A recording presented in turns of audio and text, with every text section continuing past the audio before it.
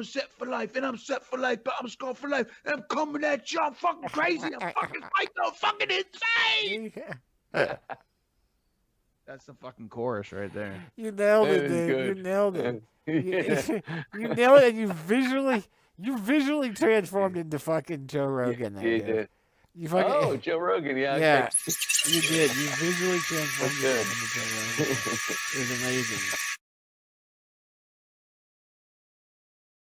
Hey, everyone. Here we are once again in the big room, and it started out just me, but all of a sudden, in a brand new location, no, same location, but slightly different setup. Yes. I'm sitting on the floor right now. You may wonder, everyone may be wondering, Ad hoc, was you robbed? I thought you were gonna wonder what I was drinking. Oh, not yet. I think everyone wondered if you were robbed. They just left you with a pile of beverages to drink and took all your furniture. I was not robbed. But yeah, everything's stripped down for the moment. We are moving to a new location, Which was announced last week. and which will be fulfilled this upcoming week. So make sure you tune in next Wednesday to see where the ad hoc go. But for Nice. now, we're shifting things. Things are happening. Things are moving. There's different lights that need to be set up, and it's just it's a mess right now. Cool. Absolute mess. Bear with us. Baby. Princess Brayden. Slay's over here. Brayden. She's summoning Braden. Braden. Yeah. Braden. She likes when I do the she likes the feminine part of the Oh, is that Braden? brain. It's the voice like this Braden. I say. Yeah, you do. Yeah, Yeah, you you do. do. Yeah, you do. Brian likes it. BB, I mean, you gotta talk softly, and you do that. Yes, baby. Yeah. So anyway, this is what's happening. Stuff's happening over here, and Oh, we got some craziness. There we go. ooh, hi-yo. Jeannie Jafar. Hi, Hey, Jeannie. y'all. Hi, Jeannie from afar. I don't have headphones. Do you hear us somehow? Can you hear me okay? We do hear you, yes. All right. Well, you all need to shout because I can't hear squat on my end. Let me see if I have headphones in here. I need better lights over here. Ooh! Ooh! Ooh! It looks like Bedtime headphones. box comes through again. Headphone box. I really like it. Sorry, there's a little knot here. Can you hear that? Can you hear? All right, yeah. Okay. How's that? Hey, Ew. Hey. are you in the house? What's that? Hi, baby. Oh, you got all crazy. You got all crazy psychedelic green and lines and digital and Who, me or them? yeah. No, you. There's like I see 5 of your faces right now. Yeah. And you're. Do you want me to leave and come back? No, you can Oh, say it's like kinda- that. It's it's kinda awesome. cool, You man. tell us you're broadcasting from the future, and we're all good. That's the truth, baby. Yeah, this is totally a future broadcast. You're totally coming out. Excellent. Excellent. Can you do a digital voice? Is there like? Can you do like digital Jeannie Jafar? I feel like I would be more refined. No, it's digital. Yeah. Digital Jeannie Jafar. I think So- like, there's digital Rev and real life Rev. You are in digital form, prime digital form right Oh. Rev, Now you're back to normal. so jealous for sorry. Now you're back to normal. No, sorry. You were probably coming to us from like 0.89 seconds in the future. That's right. Yeah.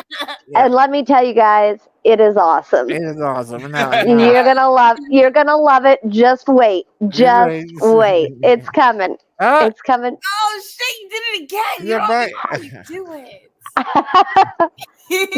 Maybe it's because I just spilled beer on my phone about 30 seconds before I entered the room, so maybe that's what's happening. yeah. Yeah, You're bouncing. You're bouncing between regular and that's awesome.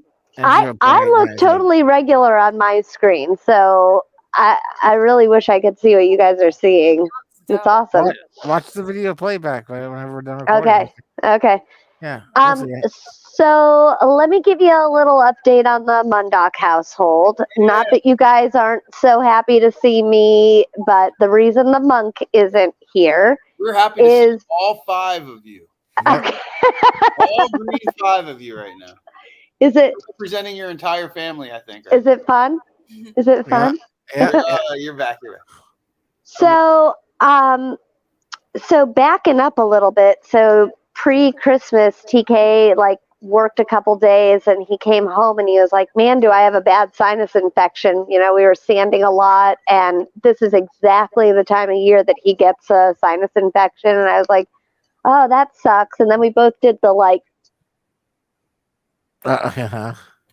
and he was like, no, I already took a test today at work and it came back negative. So it's all good. And I was like, oh, great. Okay. So we just proceeded with normal. TK still wore a mask around the house and, tried to keep himself on the opposite side of the room. We had people over on Christmas Eve and we gave everybody a heads up. He's not feeling well. And he even disappeared upstairs for a little while and took a nap and okay, fine, great. And Christmas Day comes and goes and we have a nice holiday and blah, blah, blah.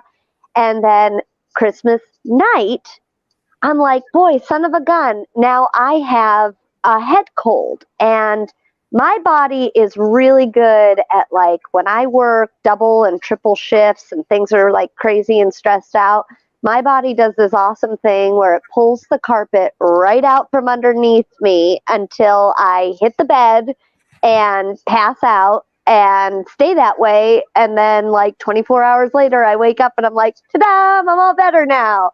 And so I just assumed that's what was happening, that my body was like, hey, you've been working really hard lately. You probably should get some sleep. So I drank a whiskey tea and I took a hot bath and I went to bed. And the next morning, I felt great.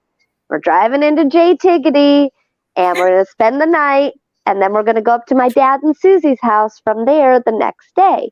And the whole ride up there, I'm just thinking to myself, what if we're freaking carrying COVID with us? Right now. And we're going to Johnstown and then we'll go to New York. We're those people who are traveling with COVID. And that just does not seem like something the Mundocks do. So we swung by the CVS up on Monaco Boulevard. I was just stop. Let me grab a couple rapid tests. And because it's Johnstown and nobody's testing for COVID, the shelves were filled with them. And I bought 4 because sure, why not? Right. Why not? Right. So we get to Johnstown and we don't even unload the car. We just walk boop, boop, boop, boop, right up the stairs to Chandler's bathroom. And I do myself. And then TK comes in a couple minutes later and I do him and I set the tests in separate places and we go downstairs to start unloading the car because it says it's going to take 15 minutes. But before it tells you whether or not you're knocked up, right? So, because that is exactly what it looks like except you don't pee on it. But when I pulled the little dipstick out, I was like, wait a minute. I've done these before. So I go back up to check on the test 7 minutes later, 6 minutes. It hasn't even been a full 15 minutes and TK's totally has 2 stripes on it saying that he's positive. And I'm like, shit. And he walks in the room behind me and he hears me say shit and he's like, oh no, who is it? And I'm like, it's you. And then he was like, oh, and he was devastated because Right. Like, he just felt so bad because he had honestly believed it was just a sinus infection and he didn't feel bad anymore. And we'd had all those people over at our house. So we go downstairs and I tell Mom and Denny, and their reaction was awesome. They were like, that's fine. Open presents and have something to eat. We're fine. And I'm like, well, let me go check in with the other people who are in this house, King Adhoc, Princess Slay, and Sea Dog the Man. And they're all like, just open presents and have some food. We're fine. So TK and I are standing like in corners of the room with our KN95 masks on. And we're doing presents and we're doing eating, but the whole time I'm just like, we got to get out of here. We got to get out of here. And of course, I have to text everybody, like everybody. And the blessing is that everybody that I texted is fully vaccinated, booster shot and everything. So everybody's reaction was, oh, okay. Like, not that they don't think they can't get it, but rather like, okay, like, I'll keep an eye out. This is why you get vaccinated, blah, blah, blah. And it was like, Thanks for letting us know. and everybody was like so thankful that we told them. I was like, what? How do you not tell everybody you were with, But apparently that's not a regular thing. So we packed up the car and got home. And I texted a nurse friend of mine, and she was like, if you didn't test positive yet, then you should put TK in isolation. So Right. we got him set up in the basement. And, fortunately, we have a pretty sweet semi-finished basement that just happens to be his studio as well. And we have one of those, old people potties, like the porta thingamajiggers. Because we only have one bathroom, which, I told him, I was like, if you need to use the bathroom for, real, that's fine. But he was like, cool, I'll just pee in the sink for a while. And so he, got himself set up down here. I got him a lamp and some plants and, some candles. And he got this whole, set. I got him food and vitamins and water, and he had this whole setup, and I was like, okay, see you in 5 days. And that was Sunday night. And then the next day I woke up and I had the worst flu-like symptoms. My body was aching and I was like, oh, I've for sure freaking got it. Oh my God. And I have to be the one taking care of the kids. And my mom brought the dog back, which bless her heart for keeping the dog for a couple days. But I'm like, oh my God, don't bring me this dog, on top of everything else. So I'm shoving soup in the kids' faces. And I'm just watch another movie, just watch another YouTube video. I have to go back to bed. I took another test on Monday late afternoon, came back negative. And this was a different kind of test than the ones we'd picked up in Johnstown. This was one that my friend Kelsey had given me where you have to scan it and it's a little bit more of an ordeal. Came back negative. I'm Did you get it real wet? Did you get up there good enough? Oh yeah, oh God, I itched the back of my eyeball, in there, okay. I was really up in there. So I really have to disappear for a second. I'm getting a message. I just restarted before I signed on, but I'm getting the message I need to restart my computer. God damn it. I'm just at the apex of the story here. Well, yeah. Okay, tell the apex.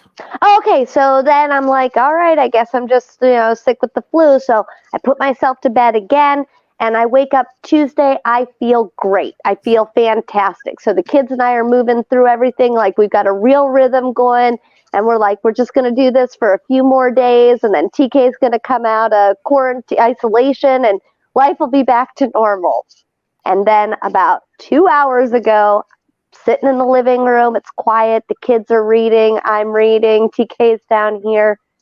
And I'm like, I don't know, maybe I'll take another rapid test. And it came back positive immediately. And I was like, son of a bitch. And TK took a test, and his came back negative.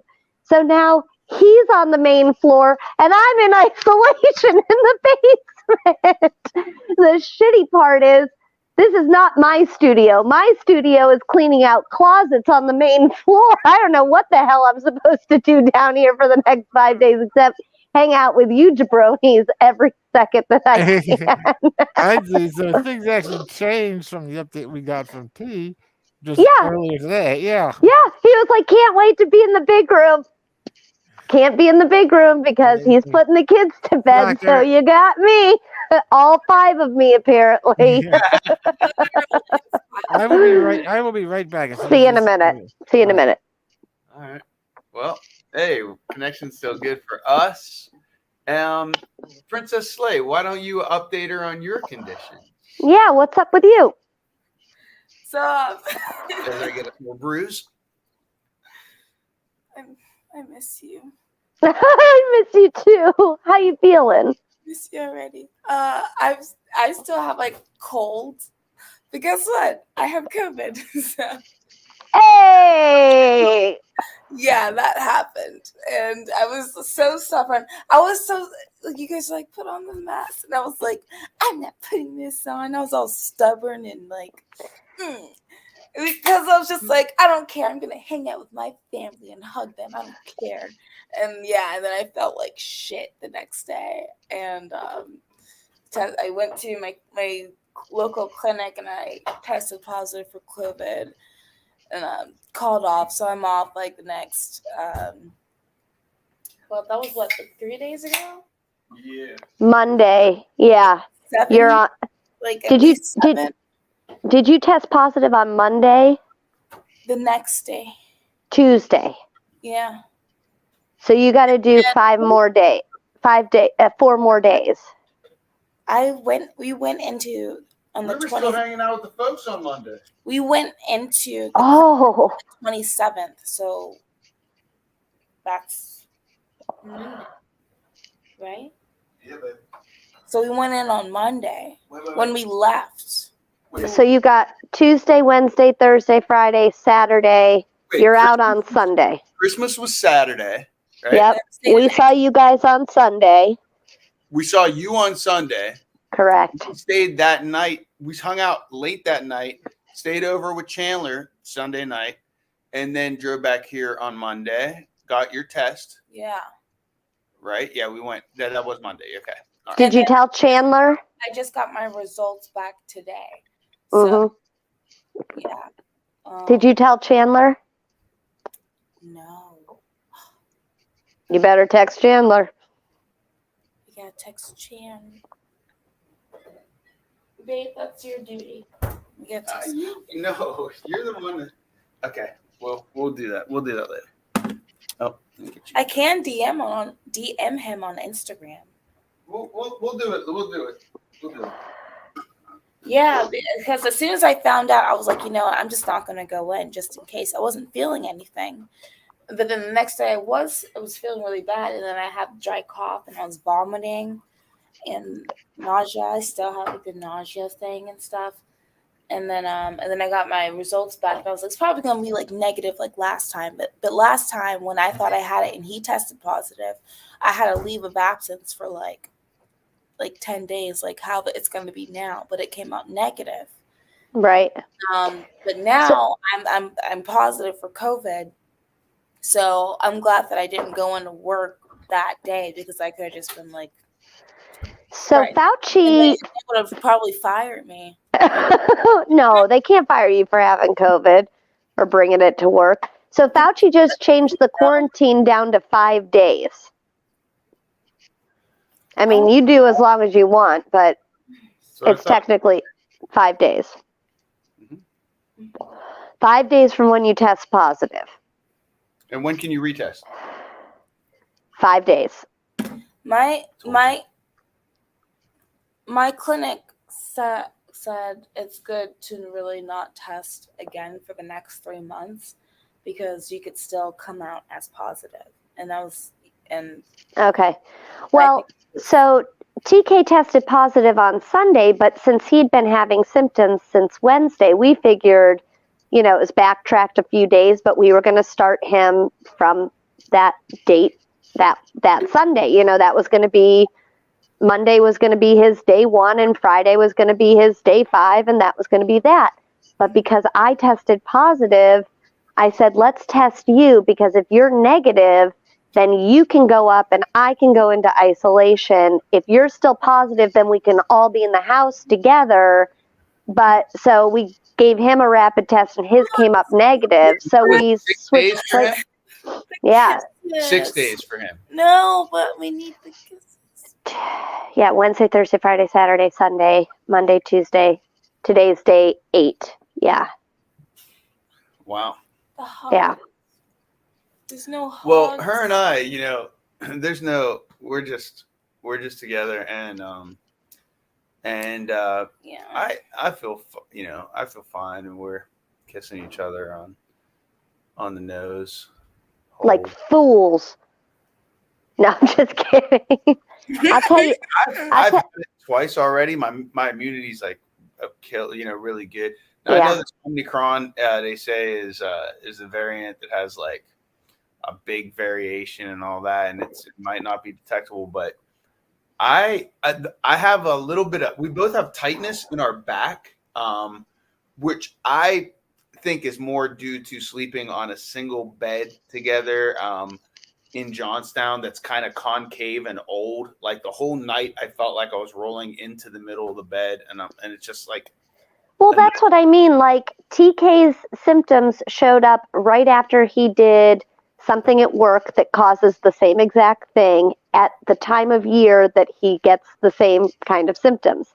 And I've been working at the school, and it's just been a total shit show at the school for the last 2 weeks. Kids, making kill lists and TikTok bullshit and all kinds of crap. Oh, it's been insane. And it's an elementary school, for God's sakes. It's been insane. We've been kicking kids out and suspending them and all this jazz.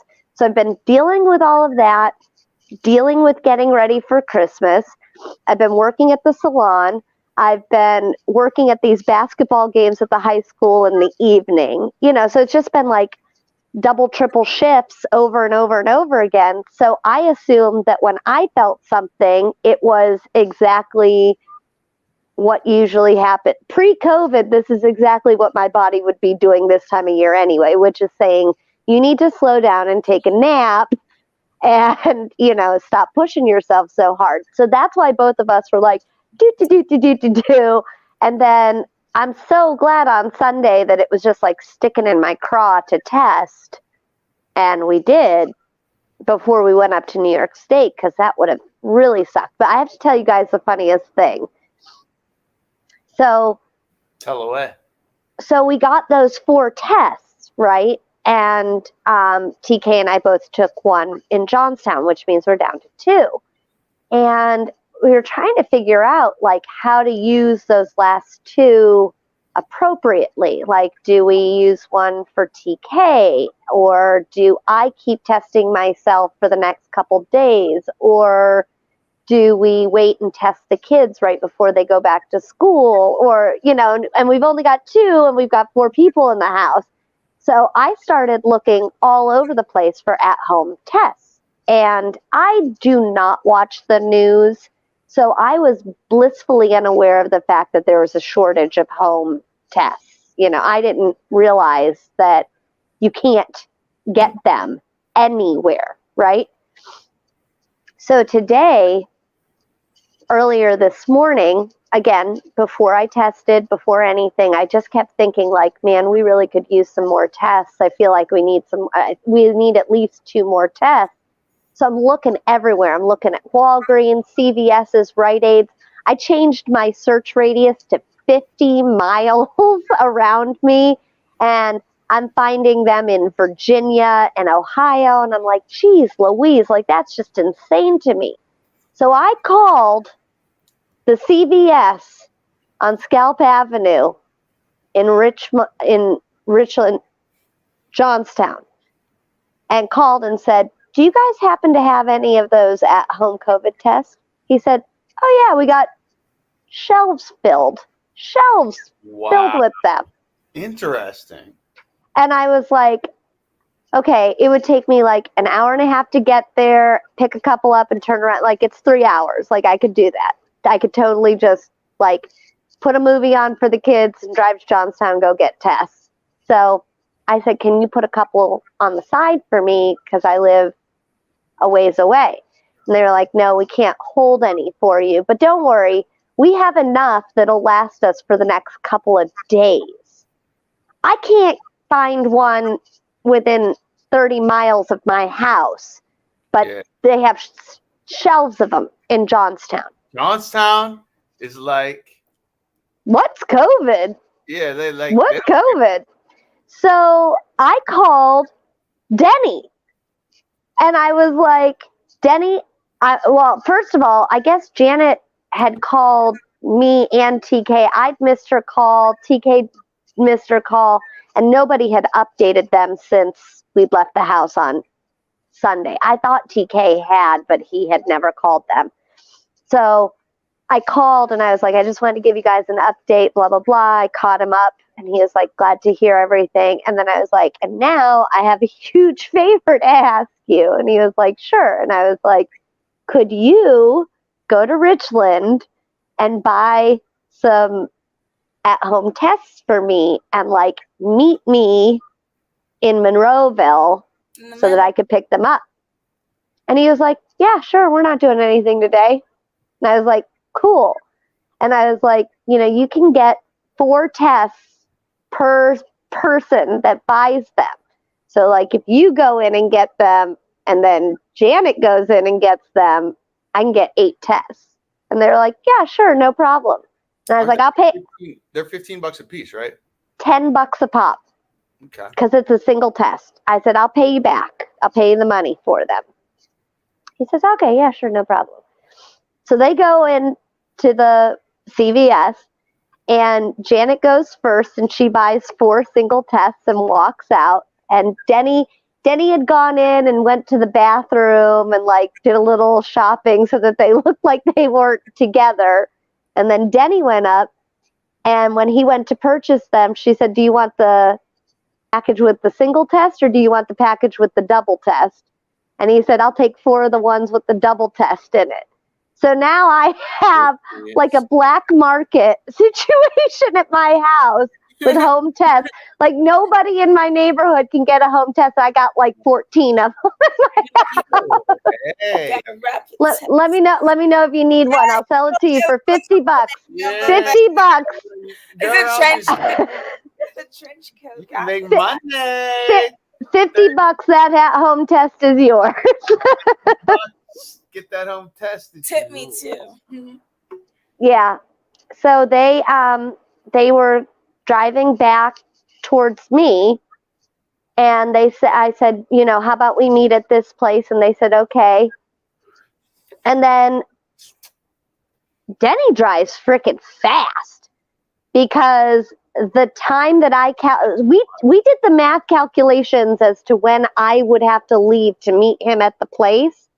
And at the time that I was supposed to leave, like I had my purse on, like I was walking out the door, he calls and says, we're here.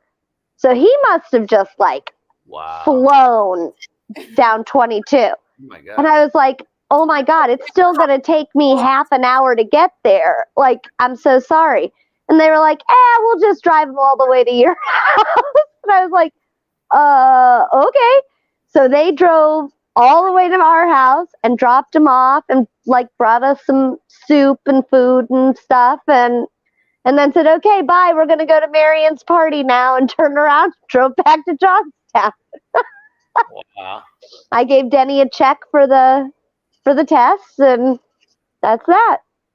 That's awesome. Yeah.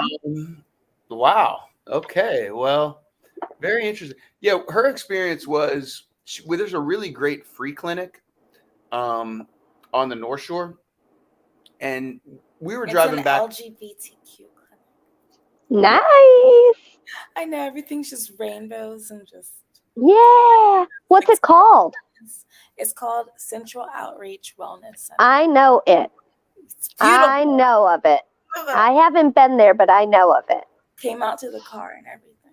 Yeah. Nice. It was like, so I stopped at on the way back. I stopped in Murraysville at a Meta. What's it called? Med Express. Meta Express, and they wouldn't give us.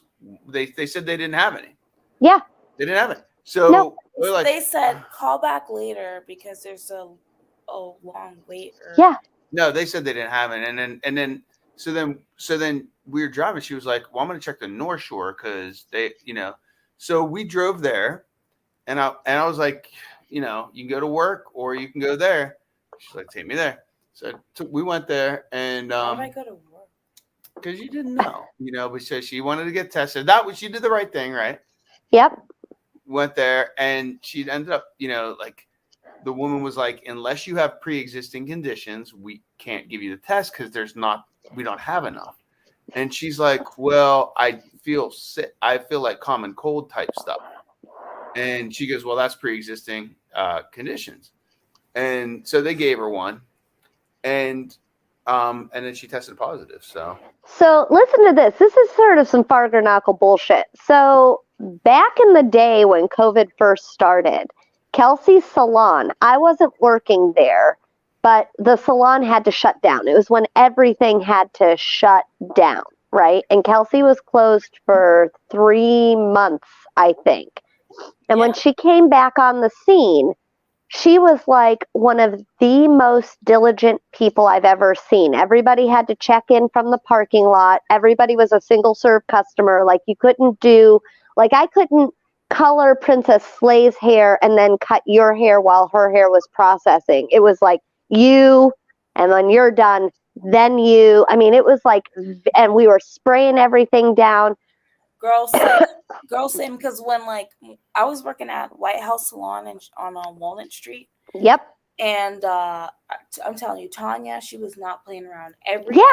We would set for the color. We would set a separate alarm.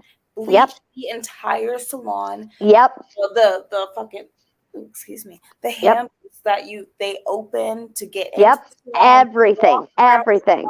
all of it. Where Kelsey thought this like Ghostbusters gun. It had a backpack that was filled with a spray, and we'd spray everything. Everything would get sprayed with this ghost. Anyway, so she was like, they also have booties. They have to wear gloves and mask, and goggles, like the whole 9 yards. So she was doing all that too, and she had asked me to, I think, fill in at the desk on a Saturday or something like that. And Kelsey was going to the salon, and then she was going home. And she was going to the salon, and she was going home. And she tested positive for COVID. And she was devastated because she'd been like so diligent about everything. And this was way before vaccines were available or anything. oh my. Oh, yeah. This was like, she was like one of the beginning cases. Wow. So, oh, that would be really scary. yeah, it was super scary. So she called all of us and was like, hey, guess what? You guys are all close contacts, so you have to go get a test. And this was before home tests were available. And she gave us this location to go to. It was in the South Hills, but it was like one of the only places that was doing come out to your car, swab your nostril places. It was like one of the only ones. So I called them. You have to fill out a form online and submit it, and then you call them to schedule an appointment. And the woman said, do you have any pre-existing conditions? And I said, no. And she said, okay, then your test is going to be $150. And I said, I said, I don't understand. You're telling me that because I don't feel sick, I have to pay. And she was like, yeah. Now, at the time, summer had just started, and I had like a little summer allergy situation where when I woke up in the morning, I had to blow my nose, maybe take a hot shower to cleanse the sinuses, and then I was fine. Mm-hmm. But I said, okay, then I retract my statement. I have symptoms. I have a runny nose. And she said, okay, then your test is free. Yeah. But like, Yeah, you have to say the right thing, and that was the same vibe I That's got. such from, bullshit. Right, and I was like, I'm getting my motherfucking test, okay? 'Cause Yeah, it's such bullshit that you. So like, I was essentially lying so that I could get a free test. people come here because they like to do it for fun. No, you're actually trying to do the right thing. Exactly. Oh, back in that elbow. That was annoyingly long. That was long. BB, can I tell you one thing real quick that I told them about this home test situation? Yes. So this morning, so when I went to Johnstown, I bought 4 tests. TK and I took 2. That leaves 2 left. And over the last couple days, I've been really stressing out about like who's going to get to take these last 2 at-home tests. Like, is it going to be the kids before I send them to school? Is it TK to make sure he's able to get out? Is it me to make sure that, like, there's 4 of us. We only have 2 tests. I was really freaking out about it. Sure. So this morning, or the last couple days, I've been looking online to see if I could find home tests, and they're nowhere. And I was telling them that I don't watch the news, so I was blissfully ignorant to the fact that there were no tests available at CVS, Rite Aid, Walgreens, Walmart, online. Like, you can't get them. I was like, geez Louise. So this morning, I called the CVS on Scalp Avenue in Richland. Okay. And I was like, you guys wouldn't happen to have any, like, at-home COVID tests, do you? And he was like, oh, yeah, we got a shelf filled with them. And I was like, seriously? He's like, oh, yeah, we got tons. And I was like, We're practically giving them away. I was like, well, I live quite a distance away. Could you pull a couple aside for me? And he was like, yeah, no, like protocol says we can't hold any for anybody. But don't worry, we have so many, they're going to last us for days. Like days. He said days. Days. And I was like, okay. But I was still really paranoid about like my ability to actually get my hands on these, and like also what to do with the kids for 3 hours while TK is down in isolation and I drive to Johnstown. So I called Denny and I was like, hey, I have a favor to ask, and if you can't do it, it's fine, but if you're not doing anything, could you drive up to Richland to the CVS and buy me some at-home COVID tests, and then maybe I could like meet you like past Monroeville or something like that? And he was like, yeah, sure, no problem. We're not doing anything today. And I was like, oh, okay, cool. Now, you can buy 4 tests, and Janet can buy 4 tests, and I'll pay you for them. They're $10 a pop. I'll pay you for the 8 tests. And he was like, yeah, sure, fine, no problem. I'm like, okay, cool. So they drove up to Richland, and they went in separately. Denny went back and went to the bathroom, and Janet went right up to the counter, and she bought the 4 individual tests and pays for them and walks out to the car. And then Denny like did a little like browsing the shelves and then went up, and he says, can I get 4 of your at-home tests? And they're like, sure. Do you want the single pack or the double pack? And he was like, I'll take the double pack. And they're like, sure, here you go. And they're just like stripper money, man. Just stripper money. They're just like dealing them out. So he walks out with his bag, and then they drove them. And I told them that they called me and they were like, okay, we're just leaving Richland now. And we made our meeting spot. And it was going to take me a half an hour to get there. It was going to take them an hour to get there, right? So we do the math as to what time I'm supposed to leave the house. And at that time, I'm like getting my purse on my shoulders, like getting ready to walk out. Okay, kids, I'll be back. I'll be back in like an hour, blah, blah, blah. Okay. And my phone rings, and Denny's like, hey, we're here at the meeting spot. I don't know like what portal he found that allowed him to get from Richland to that space in like 45 minutes. And he did it. And I was like, oh my God, I'm not even like, I haven't even left the house. It's going to take me, and I drive like a normal human, so it's going to take me 30 minutes to get there. Right. And he was like, oh, don't worry about it. We'll just bring them to you. And I was like, okay. So I wrote him a check, but we went from having to two tests to like a pleth. So I'm gonna run a black market thing out of my basement. Yeah, And 100%. I'm selling them for $50 a pop. Let me know if you need one, okay? Make your money back. That's But right. tell them why you're in the basement, though.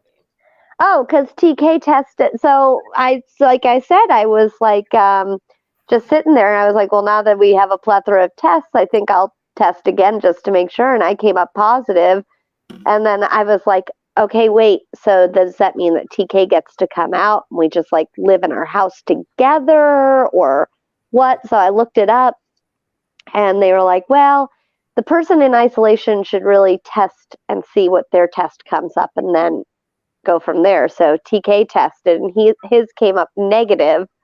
Mine came up positive so fast. Like, you're supposed to wait 15 minutes. Like, I did the little dropper thing, and it went bing, and I was like, oh.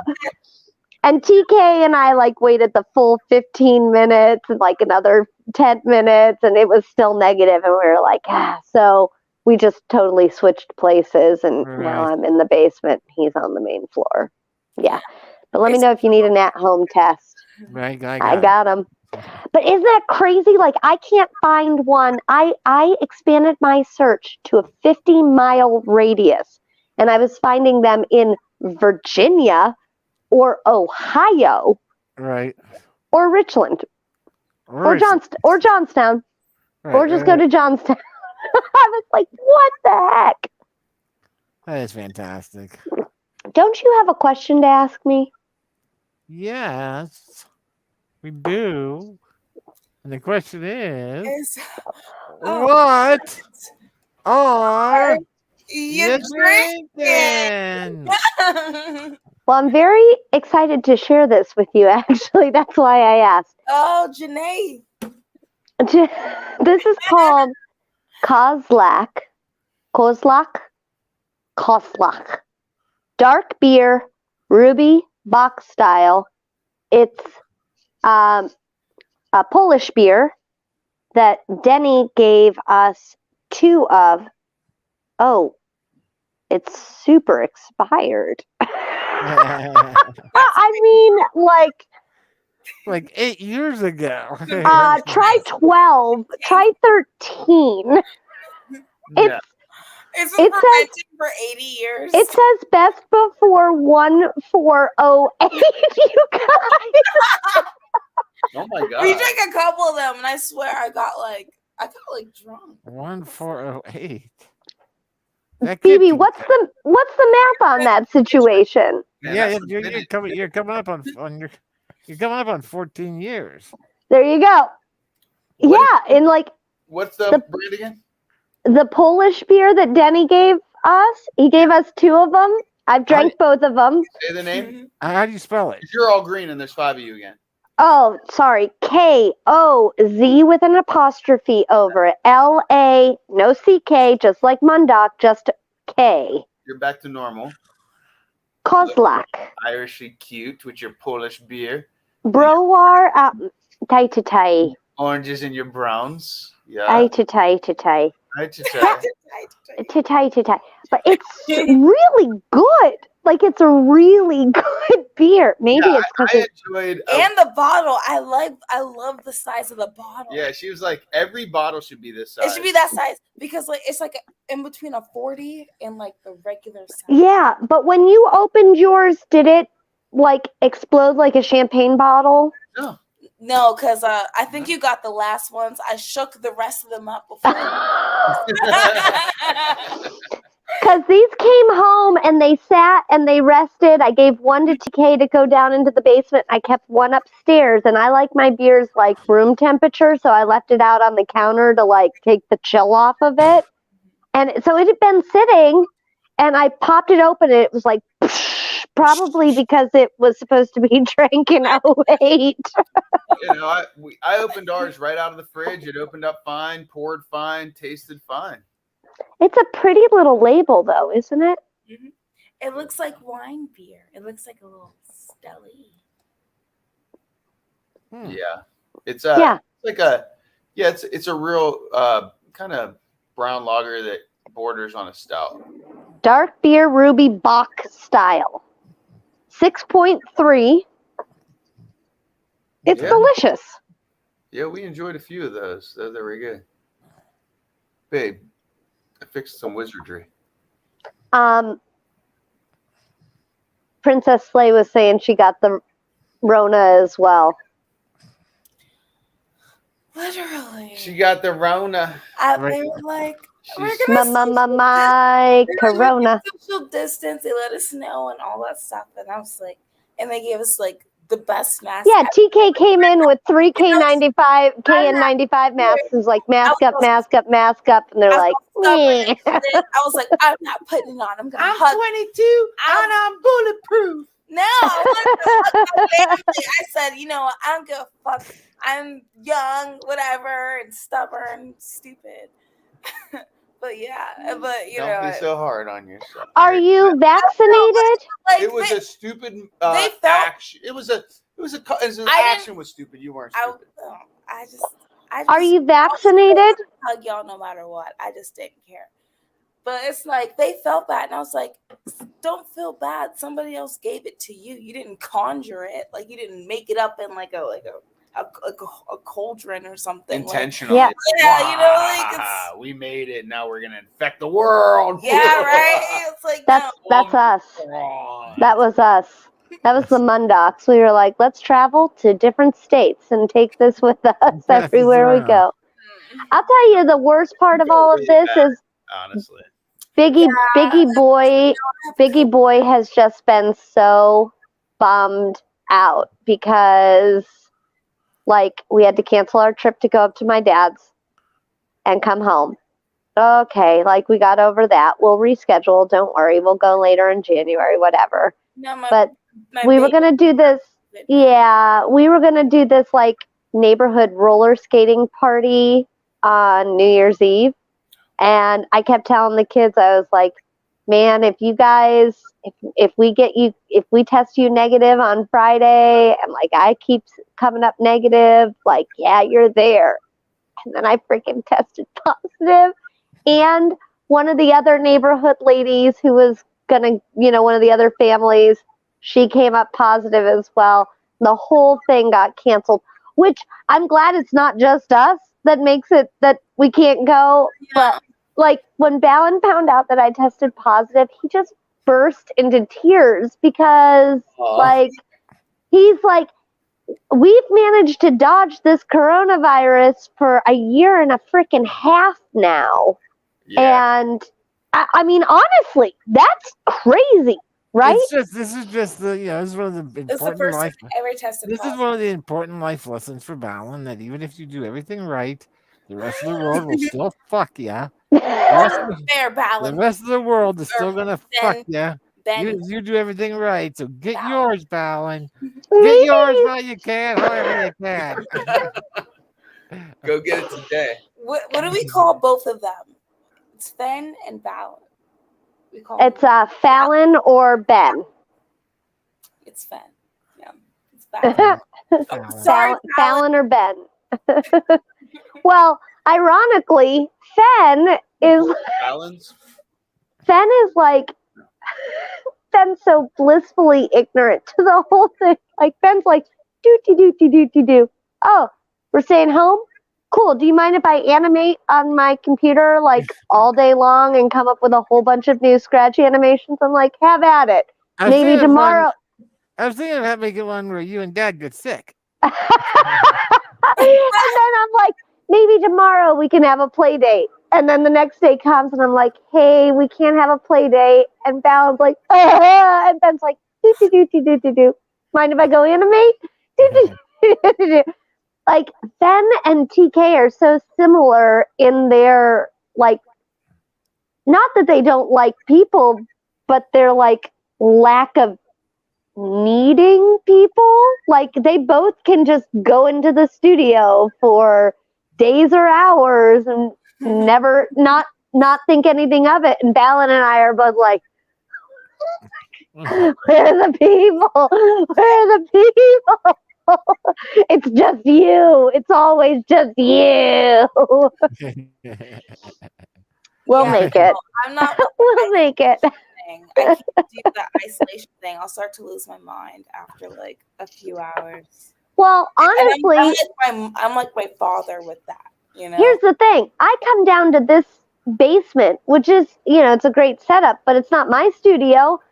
I came down here and just bawled my eyes out for a hot minute because I was like, what the fuck am I supposed to do down here? Right. So close yet so far. I have a 1,000-piece puzzle that I started working on. I'm doing pretty good so far. All the corners. Yeah, I got all the edges. I got the edges done. I got the edges done. I'm working on it. All right. We'll FaceTime, and I'll just point to random things. Yeah, I know. I'm like ready to house party with everybody. I'm like, let's play heads up. Let's. Who wants to play Rummy online with me? Roblox. Let's do some Roblox. Yeah. And it's interesting the way that I'm reacting to this is the way people reacted to it a year and a half ago. And I was like, what? Why aren't you going to the grocery store? I go to the grocery store all the time. Like, I just did not. It was like shit's normal again. Yeah, I did not bunk down the way everybody else did. I still worked at the library. I still I still had things I was doing safely. And I was dodging coronavirus the whole time, I guess, but not this year. Is there any way to find out what variant you have? Or is it Right. Yeah, exactly. Stop. I don't want to talk about that. No, I do want to know because the idea is the possibility is exactly on point of what Jeannie was just saying. The Omicron is Omicron. There's no N in it. Omicron. Shit. Like, what yeah, is it? I know. This one is supposed to be the most contagious, but the least problematic as far as symptoms. Kelsey said to me, it sounds like because you haven't had, like, neither one of you have had crazy, like, can't get out of, like, when she had COVID, she had, like, the OG COVID, and I kept video timing her. Like, I would FaceTime with her, and she'd be laying in bed, and she'd hold the phone up, and she'd be like, hey. And I was like, oh, my God, I'm so sorry. I didn't mean to wake you up. Are you okay? And she'd be like, yeah, I just can't, like, move. And then she just and she'd just go back to bed. And we've been like, TK's been down here. I keep checking on him like, hey, are you okay? How you feel? He's like, I'm doing great. I feel great. I'm like, okay. And I have too, except for like that day that I was flat on my back. Other than that, we've been fine. For some reason, that first a couple of days ago, I feel like I'm slowly getting better, like the coughing's going. But She has a dry cough. The day after you told me, I was just like, I was vomiting like so much. Well, that's because you drank a lot of this expired beer. You drank a lot and didn't eat a lot of food. And when you did eat, you ate pork product. Vomiting bile. Don't talk about it. Anyway, Kelsey thinks that I got Omicron, and she was like, it sounds like you got the best one. And I was like, yay! I got the best one. Oh well. I think we both got the designer COVID. We got the designer one. Hey, is there anything you want to talk about besides coronavirus? We've been talking about it for an hour. Yeah, sorry. Yeah, true. BB, what's going on? Oh, not a whole lot. Kay's mom is back from hospital, still working through her recovery process. Turns out that 95 years of her life, she has never experienced any kind of difficulty in terms of recovering from something. She's never really been sick at all where she has struggled. So it's kind of throwing her a curveball on this one where she is struggling a bit. And she's just like, I bet it's pissing her off. Yeah, I've never felt this bad in my entire life. I bet it's really pissing her off. Well,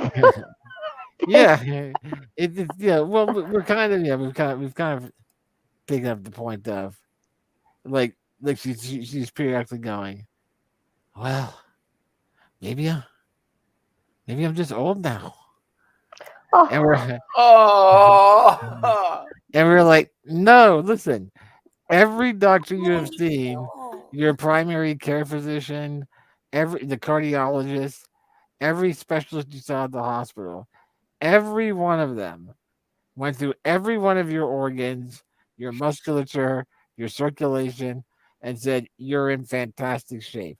You're like a 70-year-old. You're not like a right, 95-year-old right. at all. Your heart is great. Your kidneys are working great. They couldn't believe the liver. They said she has the liver of like a 48-year-old. Her liver is like unbelievably healthy. No circulation issues. And every one of them has said to her, there's no medical reason whatsoever that you won't get back to where you were prior to having this UTI. Right. It might just take a little And longer and that little bit just of because longer of is age on the yep, planet, not yep, because of yep, it reminds me my Grammy, my mom's mom, she did not gray at all right, until her last year of life, and I would go to her care facility and cut her hair, and I'll right. never forget. She was 87 years and she goes like, "Becky, check over here. I think I might have a gray hair coming in." And I was like, "Well, it might be time, Barbara. I Might mean, be you're time for that. 87 years old." Like, but Maybe that, maybe whatever stuff your body's using to help keep your hair colored, it could use somewhere else now. You like, got more use for that. check. I think I might be getting a gray hair. Like, oh my God. she's Yeah, Irish. good stuff. Irish. Yeah. Scotch Irish. So we're doing that with her mom and just trying to keep her. I think there's probably, and there might be some supplements that she could take to, to like balance that stuff out. That's like natural. But when, I know when you're that age, it's that whole mentality of, I've been doing it this long. If it ain't broke, don't fix it type. And she's also with the medications that she is on, she has to check with her doctor for any kind of supplement and stuff. Sure. Like she takes an iron supplement right now, and then what the type of the antibiotic that they gave her for the UTI, they were like, you this iron supplement that you're taking, you can't take that at the same time as this. You have to make sure that you're separated by at least 4 hours on either side of it. So so anytime she's taking a supplement, she checks for things like she checks with the doctor for things like Miralax or like even things like that, like fiber supplements, things like that. Just because she's got drugs that have those weird interactions and shit. But she's totally like her mind. She's. I think she may just be discovering this now at 95. No one ever knew this before, but she is totally the kind of like if she's presented with something that she doesn't immediately overcome, she totally just like it's the end. I can't It is. I can't do it. I can't do it. And then but then if you challenge her, if you're like, come on, it's you can eat the rest of that egg, and she'll be like, I guess so. come, are you telling me you can't? Are you a quitter? You're not a quitter? And then all right, and then but I don't think she's not used to having a challenge. She badass Irish. Yeah. She badass Irish. Yeah. She pulls out a long broadsword and says, "Say it again," and she Yeah. eats the egg with the broadsword. Yeah. Karen had a hilarious motivational speech. It wasn't necessarily intended to be a motivational speech, but it came off as this hilarious Bruce Lee style motivational speech that she was giving to her mom. And like I was hearing her tell or giving it to her in the other room, And in my head, I was just hearing Bruce Lee do it the whole time. And Oh, then, water. Be like water, my. yeah. I just because she was just like, Carrie came. She's like, "Did you hear what I said to my mom?" I was like, "Yeah." She's like, "How was that good? Was that good?" I was like, "Yeah, it was a total Bruce Lee speech." She's like, "What? Like, what do you mean?" And I said, "You were all like, sometimes you face a challenge, and and you have to fight against the challenge. Some people are natural warriors. They want they want to fight. You do not want to Excuse me. fight. You do not want to fight. But you only have one choice, and that is to fight or to quit. You are not a Fight quitter. with courage. You must view this egg as your opponent. The egg is your opponent. Are you going to let the egg beat you? Mm. No. You know, it's like that's so great. The egg is your opponent. Never forget. You Like, must view this egg fuck as this your fucking opponent. egg. It was so That's what good. you It just was so saying. good. Man. Yeah. BB, if you could like find it in your time to FaceTime with Biggie Ballin sometime and let him know that even though he's doing everything right, sometimes the world's gonna fuck him. Yeah. That'd be great. You want 100%. you want BB you want Uncle BB to break the news to him, huh? Break the news. Fucking- No, you know. I'm done being the one that tells him the stuff. I Right? need a break. Somebody else tell him. Fine, because we're both non-binary. And I'll Yeah, I'll talk to Balin Yeah. because okay. I got my view on that is But wait, I just want to start this off that I'm going to tell Balin that whatever Uncle A-Bomb tells you, just do the opposite of it. Come on. Come on. I heard the stories. Come on. hear this story.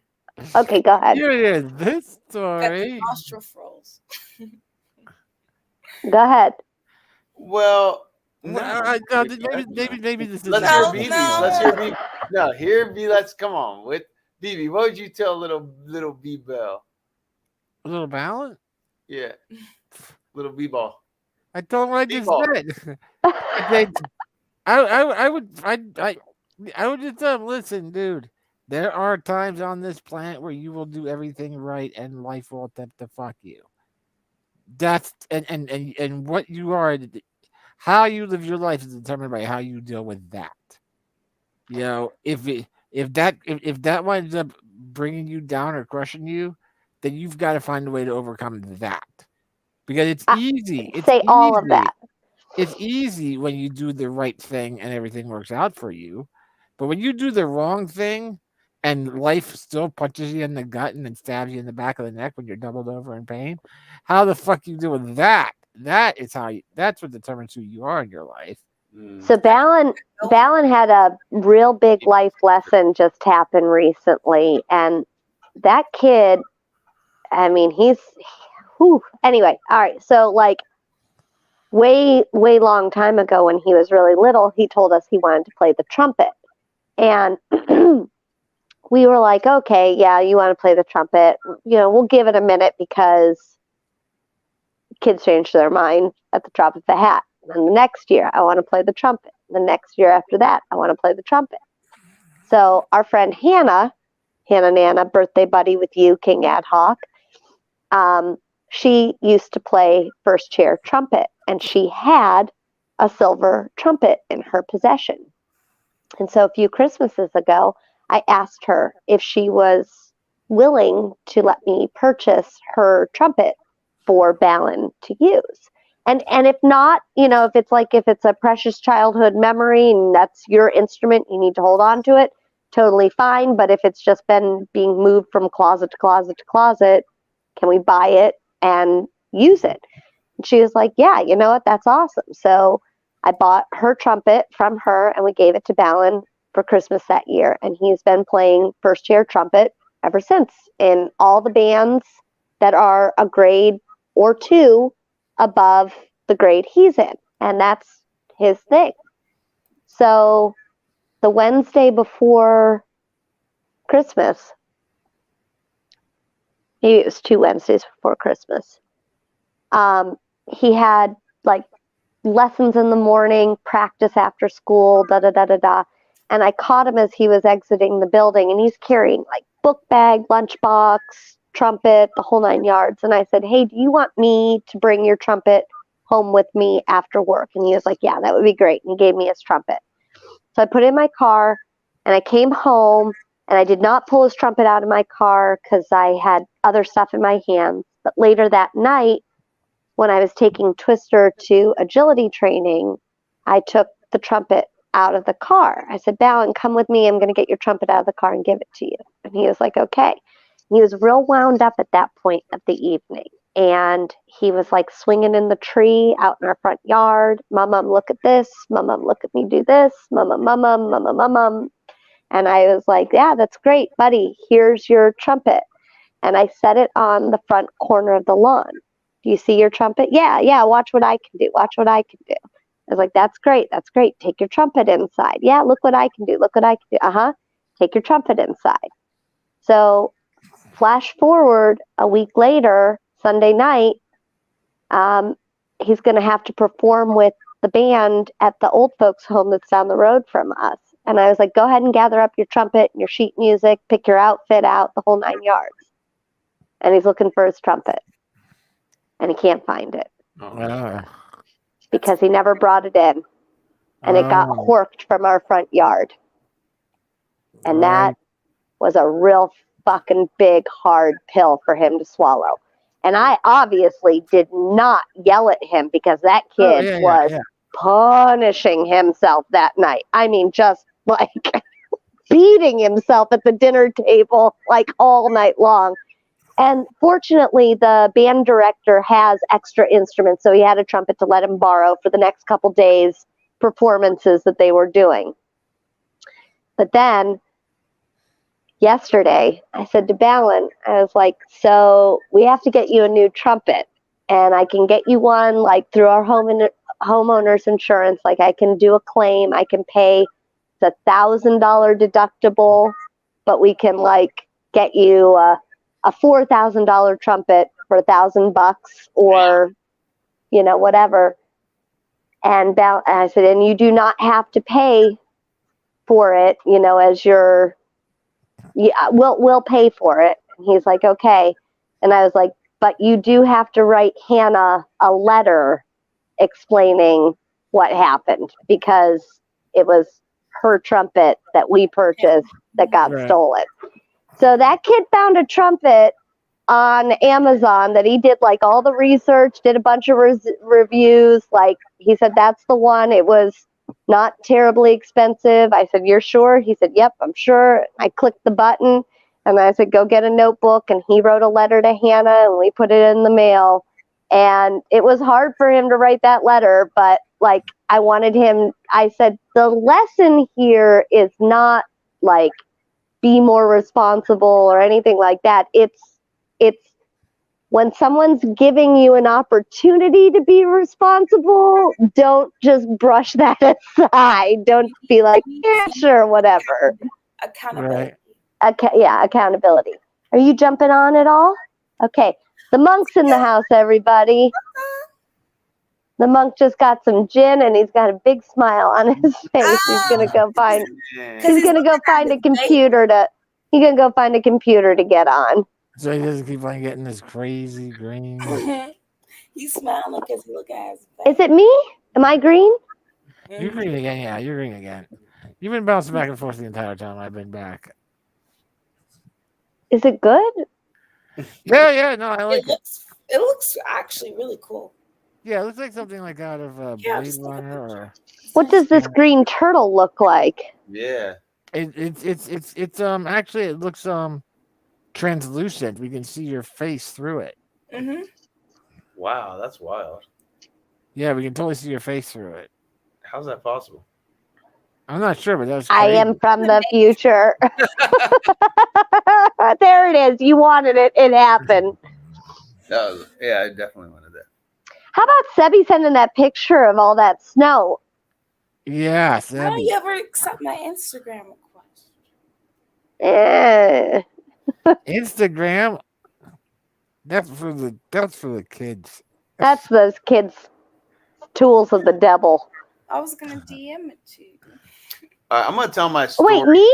What Wait, I have to accept an Instagram request? Oh yeah. You never. I'm never on Instagram. I'll get on it and I'll accept. It's nothing personal. I just never get on Instagram. I'm gonna make that happen. She's a Sorry. messenger person. Oh. Oh. Okay.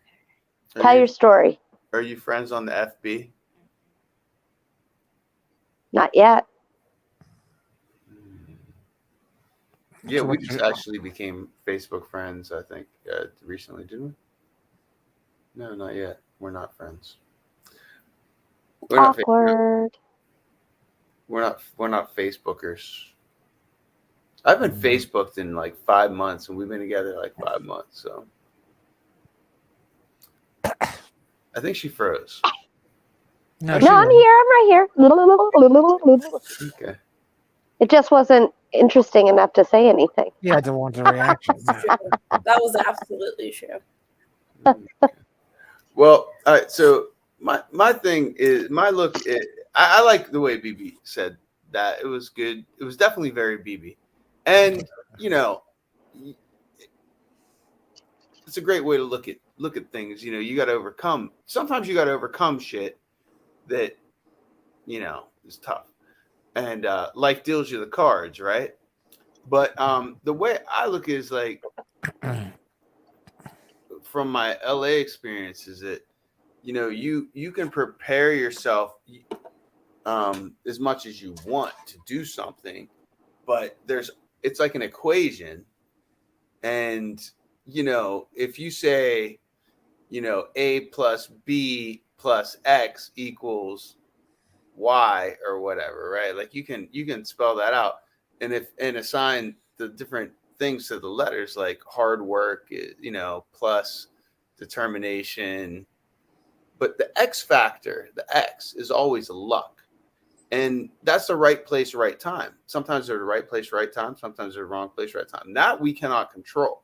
So, there's a thing in the work world, and if the Y equals success, it's like, okay, how do you define success? Define success by knowing that you did the work, you put in the time, and you're good enough. Which equals integrity. But the X factor, you can't get upset about that because it's always better to shoot your shot and know that you shot your shot. You did the work, you put yourself in the ring, you played the game. But you can't always be in the right place at the right time. And a lot of like things with that industry, particularly on a high level, there's a lot of right place, right time, and sometimes wrong place, wrong time. So that's what it is to me. Is like I see, that now what you're talking about the trumpet is like, I mean, that doesn't really apply to that much, except that the wrong place, wrong time is like that's always a burn. But I think at that point you always have to be. I just boil that down to first world problems. It's like that kid. Fall back on the gratitude, like be grateful that you had the trumpet in the first place to learn what you did, and you can always make more money to buy another trumpet. Absolutely. But understand that some things are special. Well, it's interesting because when I was telling people the story about the missing trumpet, a lot of people were like, "Oh God, those aren't inexpensive to replace." And it was really interesting because TK and I have had a long time where we've had a philosophy of money comes quickly and easily to us. Not that we are rolling in it by any stretch of the imagination, but that rather when we need something, we happen to find money when we need something. So it's really interesting because replacing the trumpet monetarily never crossed my mind in a stressful way, ever. Like not once. For me, replacing the trumpet, it hurt my heart that Hannah's trumpet was handed down to us. Yeah, yes, we purchased it, and she wasn't playing it in a long time, but that somebody had gifted us something and then we no longer had it. That was hurting my heart more than shelling the dough out to get the trumpet. Yeah. And it was really interesting how everybody like sort of seemed to glaze right over that part and went straight to that trumpet's gonna run you. And it was like, I mean, we'll find a way. We have a credit card or whatever, you know. If it's special to everybody, then That's it. It's special anymore. Yeah, exactly. So, and that Balin and I are very similar signs. We're both fire signs, and we're both sort of stubborn. I think. Yeah. Aries? No. You just had yours. That's right. Sagittarius. Where she likes to say I think he's more. Sagittarius. Go ahead. Sorry. Sagittarius. I think Balin's more stubborn than I am for whatever reason, but that kid and I like constantly butt heads when it comes to Balin thinking that he knows what's right, and he is right a lot, but there have been like so many conversations where I've had to say to him like, can you please just trust me, trust my experience in this moment? Like, can you just trust that I've lived just a fraction longer than you? Not much, but just a little bit longer than you. Can you just like trust me? And he's like slowly learning to trust me on stuff. And this was a big one where I was like, I didn't want to say I told you so, but baby, I'm not even gonna say it. I'm just gonna go. You just like the look. That's all you need is. When I make my lips disappear, then you know. That's how you know. Mama was right. It was like, oh my gosh, if like my dad has never ever hit me, ever What the heck? his voice at me. Hi, Tika. Never. Hi.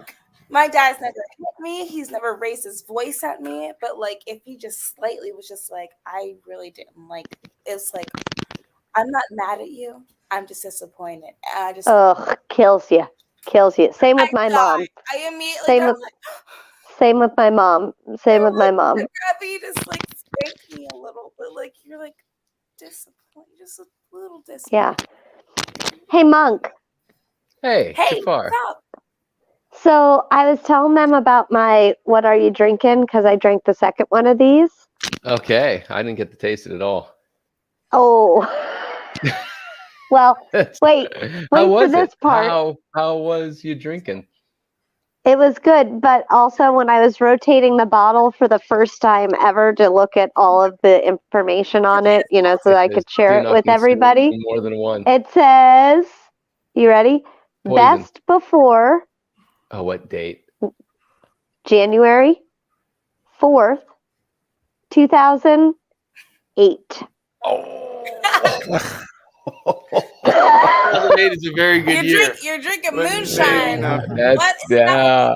Well, I mean, It's not drinking kombucha. economy beer. 2008. Phoebe, do you remember back in the day That's right. going to Bleacher? Right. It is. And we found Right. going to Bleachers, I think, to get our beer. Yeah. And I think it was there. And they had it was the first time we ever had a white or a wit or a wheat beer. It was a Vit. And do you remember that? And we were drinking them. And then we noticed that there was just like huge clumps of sediment just all through it.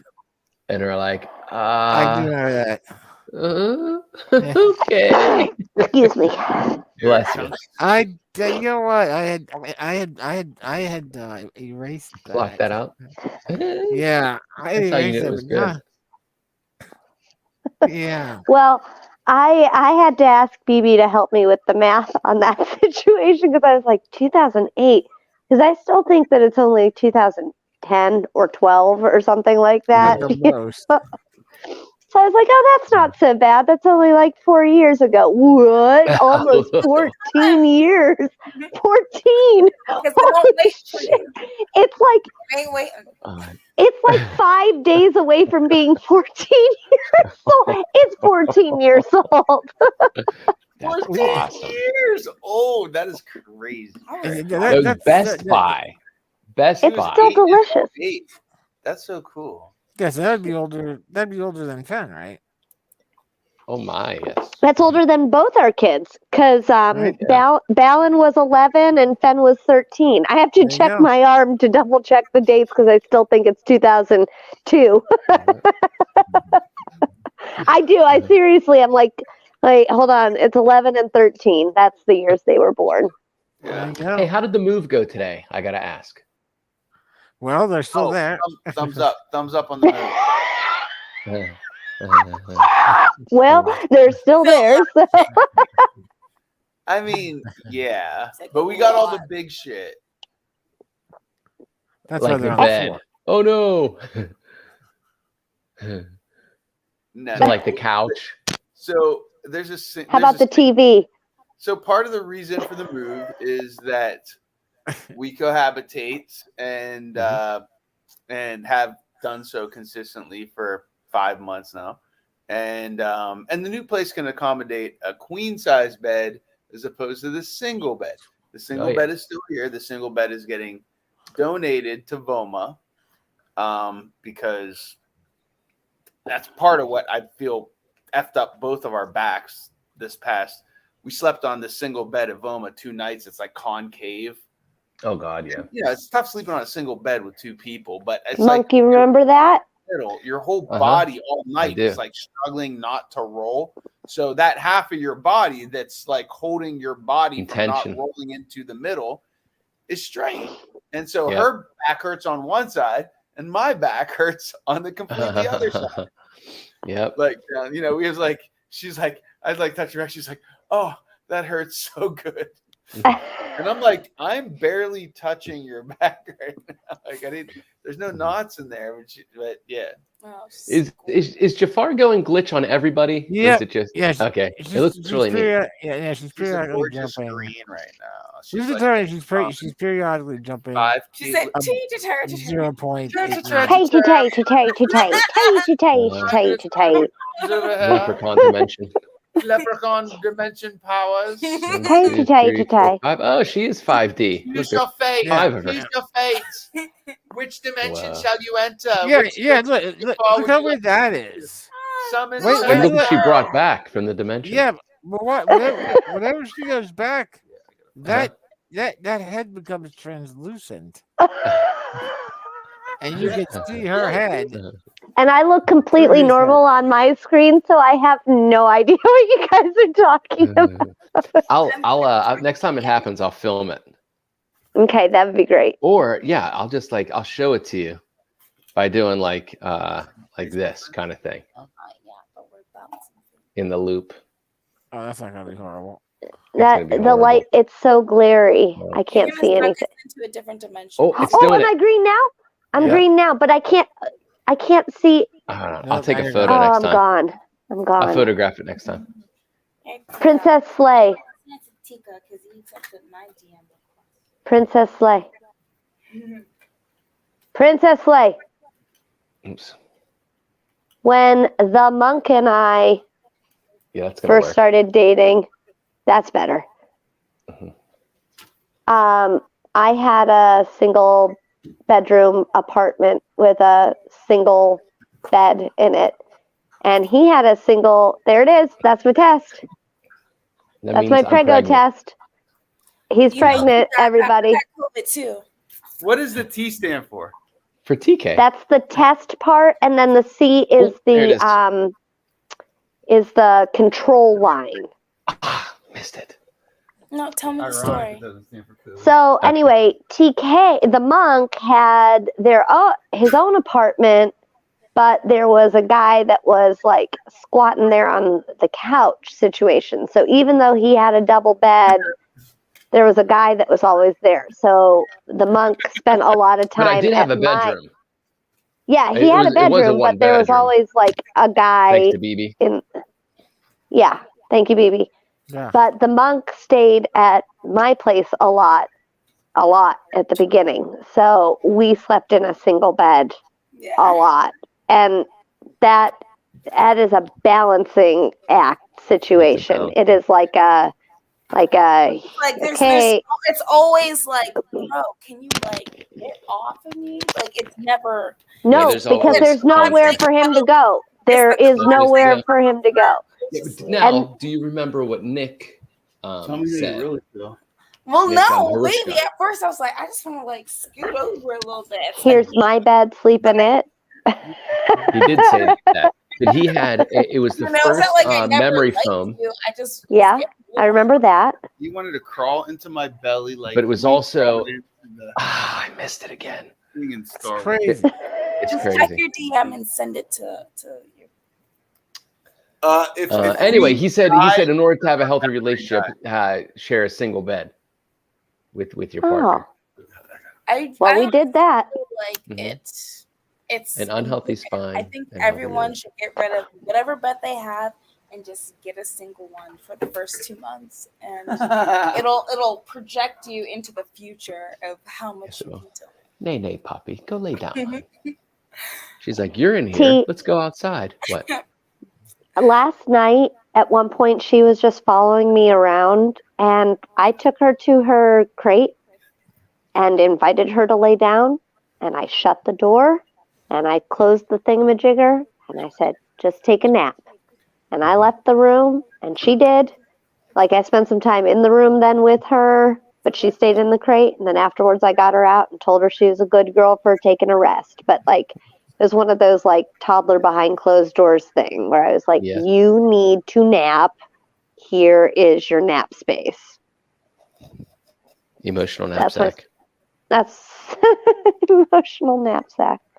BB, are you enjoying this show? This 3-panel It's the Jafar show. There it is. Got it. 5-panel. TK, I sent you a DM. Take the pic. You send did? it to her. Yeah, on Instagram. Whoa! That's you. That's awesome. It's like some beautiful alien. That's you. But it's like you said you spilled beer on your phone. I really think that we should get it checked out. 14-year-old beer, right? It keeps doing that. It keeps doing 14-year-old beer. When I opened it, it exploded, and my phone was in my hand, and some might have dripped into it. It did not cohabitate. Send that to me, baby. Wizard Beard and superhero. The 5D Leprechaun Zone. That 14-year-old beer might be like the Red Spider to Spider-Man. Maybe that's Green Goblin. Yeah, or the Toxic Waste in Modern Problems with Chevy Chase. Guys. I promise to only use my powers for good. Don't worry about it. It's all good, man. Hey, speaking of powers, my phone is going to power off. I have to charge now. Sounds you might want to put your phone in a bag of dry rice and seal it overnight before you charge it. Move around a lot right now, by the way. Can we give her a tablet so she doesn't go bored in the basement? Oh, there it was. Hey, you put your phone in a bag of rice. Mine's fine on my end. You are the ones seeing green. Seems like you. Seems like a you problem. Seems like a you problem and not a me problem over there. This is A and B conversation. See your way. I just watched a movie night before last called I don't know if it's Don't Look Up or Just Look Up. Don't Look Up is awesome. Everyone's talking about it. Don't Look Up. Yeah. Don't Look Up. Oh, that's a Leonardo DiCaprio. Hilarious. DiCaprio, Jennifer Lawrence, Meryl Streep. Jonah Hill. Yep. I'm It's a watching it comedy? tonight. It's kind of it's basically a comedy. It's like a dark comedy. It's like an end of Yeah. times comedy, but Yeah. yeah. Like the basic gist of it is that they discover an asteroid from the Oort cloud on its way to Earth, Mm-hmm. and they have a very difficult time getting the governments and the shows to show any interest in it whatsoever. Like no one. It's exactly. And that's what pretty would much the happen. whole movie. But it's It's such a mock of our current It's situation. similar to Idiocracy in that you watch Idiocracy and you go, I already watched. God damn, that movie was prophetic in some ways. Except that this one leaves you with the feeling of, no, yeah, they're right. This is exactly what would happen if someone discovered a giant planet killing asteroid on its way to Earth today. This is what would happen. Yeah. And so I played her. We did when David Bowie died 5 years ago. 5 years ago, I played. I have a recording of AM Squared doing 5 years. Yeah. So good. So it's 5 years ago. I played her 5 years. That was AM Squared's dedication to Bowie. And that felt movie that. right at the beginning, I was like, this reminds me of that. But it was like, how long was it? Maybe it was like 5 years ago. no. In the movie, In Don't the Look movie, Up, how much time 6 did they have? months, Oh, it was like 14 days. 6 months. 6 months, 14 days. And Yeah, some it odd wasn't hours. 5 years. It was like 6 months. That people Yeah. had, It's a very, it's definitely worth it. 11116. Yeah, it's definitely worth checking out. Yeah. Hey, Monk, can I have that waiver strip back? I unplugged it. I must not have brought it down. Why don't You you haven't yet. don't you have a tap? Where's your laptop? I'll bring it to that you. normally broadcast from? I have a laptop right here. I got your laptop right here. Hold on, I'll bring it to you. You want me to switch over? Is that what you're saying? That's what I'm suggesting. You can do whatever you want. No, because we don't want Green you Goblin, to. You don't time want you. spy. She left. Oh, she's gone. Yeah. I don't want her to ever leave. Well, sometimes people leave us. baby. Sometimes people do leave us, and life you fucks us have to- over. And life fucks you over. BB, tell her. It's true. That's how you're going to deal with it now. How do you feel now that she's gone? I feel remorse that I didn't do more. Aw. That I didn't drive over and give her a charger. I also feel like there's nothing I could have done in time. So I That's just have right. to accept it. I did the best that I could. There you go. You're going to be okay, and everything's going to come around. That's You're Brayden. still going to have a great life. Yeah, Brayden. And if any opportunity like this happens in the future, what? I'm going to remember this moment. And you're going to know how to what? I'm going to grow from it and learn that everything is not in my control. Did you ever watch the movie Bedazzled with Brendan Fraser and? No, should we? Why Yeah. should I watch it? I generally don't watch anything that Brendan Fraser's in on purpose. But if you Interesting. recommend it, baby, I'll Yeah. watch it. It's a classic. It's him. Which and, one's that? Bedazzled. Bedazzled. Bedazzled. Which one's I Bedazzled? think that's what it's called, right? Bedazzled. Brendan Fraser, Elizabeth Hurley's the devil. Oh yeah, Bedeviled. Team- Bedazzled. Bedazzled. What's it called? I don't know, but I remember her, but I never watched it. Yeah. Elizabeth Hurley is the devil. Mm-hmm. The devil. That's the one with the I think someone's had too many martinis. And, Is that what that's originally from? Yeah, that's what it's originally Oh, from. Yeah. Nice. Well, somebody's had too many martinis, but it's also one of the very first movies, if not the first. Elizabeth Hurley. That's what I I said. remember her. Yeah, it might be the first movie. I think I want to say it came out in the late 90s. It was 2000. 2000. Okay, yeah, because it was the movie before Fellowship. that first show used the size morphing technology. Like Oh, what? Okay. like basically what it is Brendan Fraser's obsessed with this girl. He meets the devil, and she grants him a certain Delighting number his of envy. wishes. Yeah, to and he keeps on wishing that he is a certain kind of guy to attract this woman that doesn't even know that he's alive. And like one of them, he's a basketball player, so he's like 7'6" tall, and that's where they use the size morphing technology. And then there's one where he's like Gotcha. a super in touch with his emotions. Sounds like Braden, and that's what made me think of it. Braden.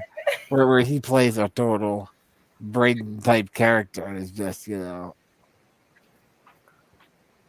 This is supposed to be. Listen, honey, I wanted to tell you something really important, but before I do you think can I just sketch you in front of the sunset real quick? Because I'm looking at it. It's so beautiful. It's so beautiful. It makes me want to cry. And then, He's so in tune with his emotions. yeah, and then he does like this amazing He's like sketch my best friend. of her in front of the sunset, He's and my it's best funny. friend.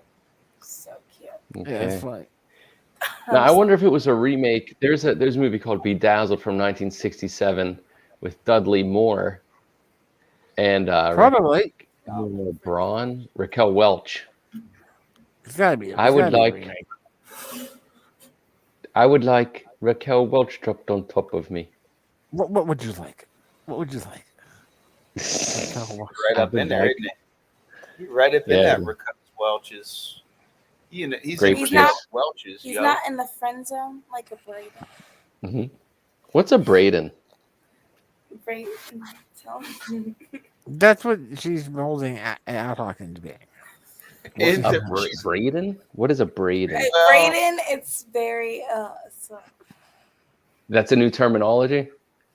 No, that's just someone. It's I like didn't- my dad calls him Carbon. Oh.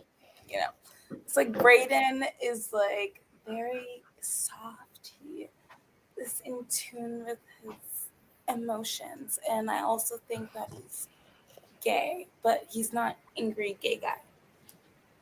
I have different people living. Do Braden. Do Braden. Well, do Braden for TK. Braden, no, just do it Braden's now. kind of like do a it. prince. No, baby, do it. Braden's like, hey, I don't have a list, but I really speak softly and I really care about you. Do you want to share a CBD cigarette? I think maybe. Do you like my perfume? It smells delicious, just like you. Thank you. So, but I like Braden. I want to be the water in your bath. Angry gay guy is like, I have a lisp and I don't care, and you all fucking suck and need to eat the ass. Okay. You need to eat the asshole is what I'm trying to say. This is angry gay guy. That's angry. That's another lobe of your brain, of your many lobed brain. Yeah. Do Braden. Do more Braden. See, she loves Braden. Hot chocolate. They just go lay down, honey. Just go lay down. Go lay down. Go ahead. Go to bed. Good girl. Go bed. Go bed. Everybody loves Braden, though. I mean, why wouldn't you love I'm Braden? not sure I would. You don't like Braden? I don't know him well enough. I have a feeling I wouldn't. Under a cherry moon, under cherry Braden. We love. I struggle with Braden because we met a guy that is basically, I'm like trying to model Braden's character, and I need to spend a little more time with this Nicholas. Nicholas was fantastic. We love Nicholas. He went to the Art Institute of Pittsburgh, right? No, not it. What's it called? It's where I went. A freaking the Point Park. Yeah. Mm. You went to Point Park? Mm-hmm. So did I. Hey, 1, 2, 3. I went to AIP and Point Park, but Point Park never has any records of me being there because I'm that good. Wow. Well, I mean, like, it's like the art school. It's like the art school. Then you better be doing art there. If you're not doing art and dumb like me, then you'll go there and not do art. If you rewind a bunch, I don't know how many, a bunch of these big rooms ago, there was a story that we told. Nicholas. In which we went to Con Alma, which is a Mhm. jazz club in downtown Pittsburgh.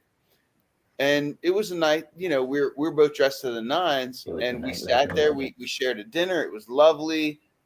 I enjoyed lovely jazz. At the end of the night, Much drama. The jazz band was over, and I said, she said she's gonna go to the restroom, and she disappeared for like 5 minutes, and then 10 minutes, and like 15 minutes.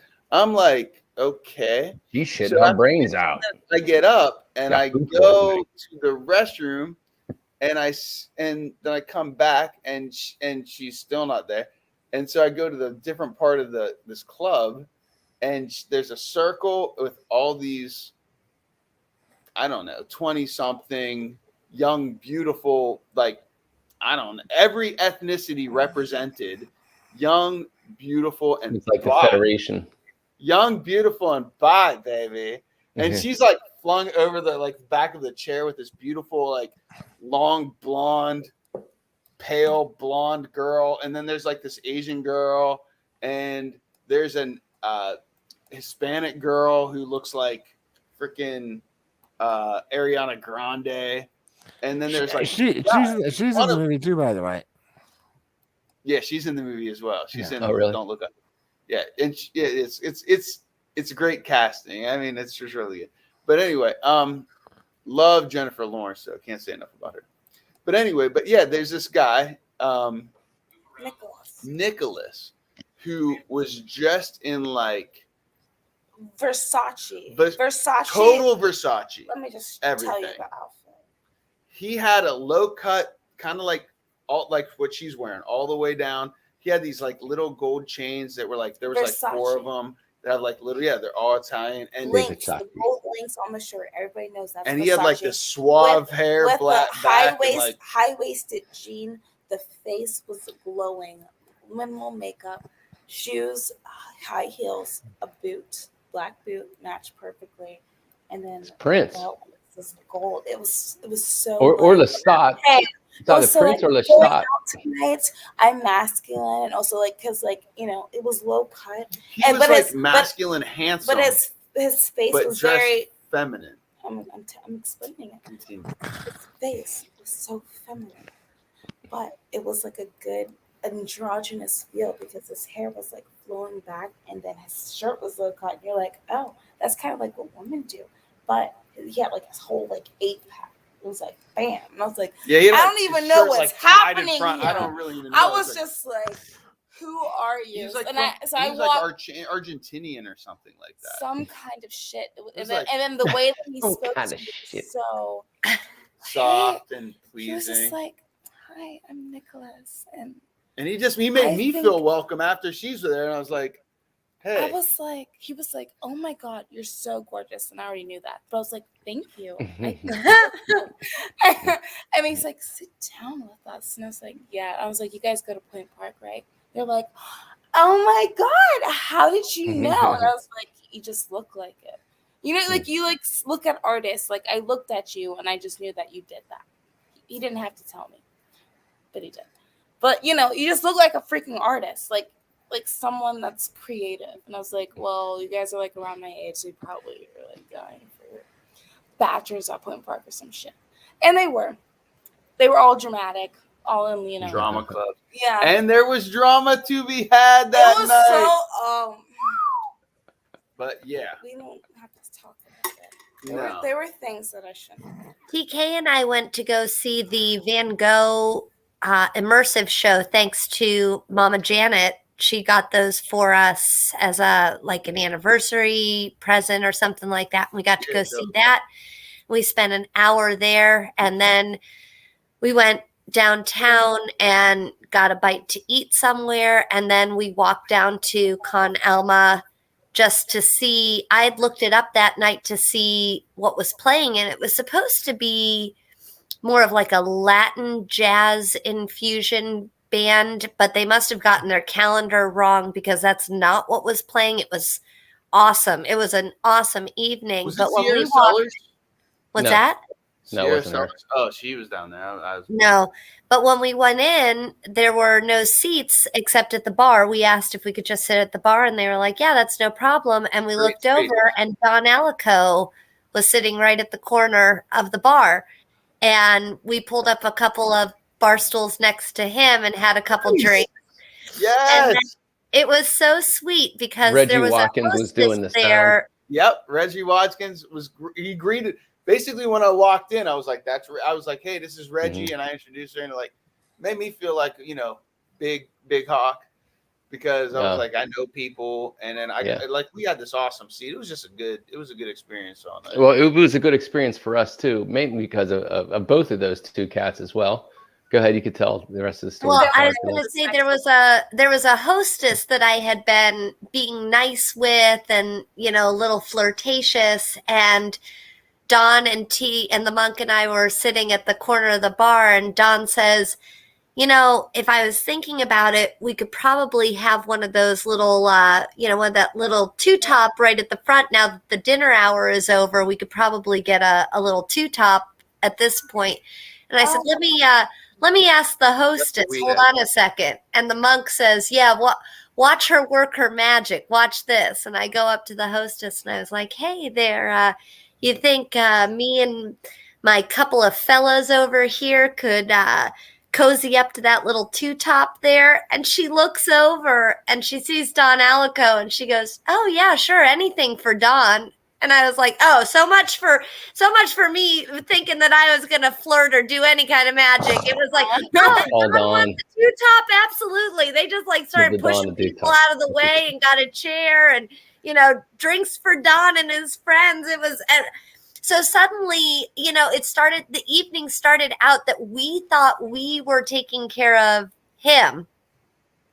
And it ended with him taking care of us and reminding us to be that's his house. Humble in his house. Be humble in his house.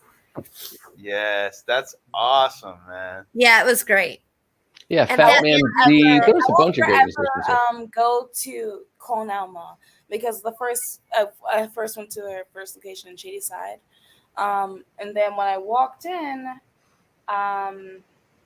over a little bit over a year later, and they were still building it in downtown. I walked in, I remember, oh my gosh. And then I realized I worked with the owner, and I said, you're the owner of this place. He's the head chef. He was a head chef at a place I was working at when I was I would say 17, 18, at Parada, right when you go into Market District. And I was like, oh, wow, I love this place. I had no idea. But he was just really weird. There was a time where, I was hosting. And I was hosting with another girl because it was busy. It was one of the hottest places in downtown. And he just walked up behind me and pressed his body parts on mine and just stayed there on me and the other host, both of us, and just stayed there for till he got off 5 to 10 seconds.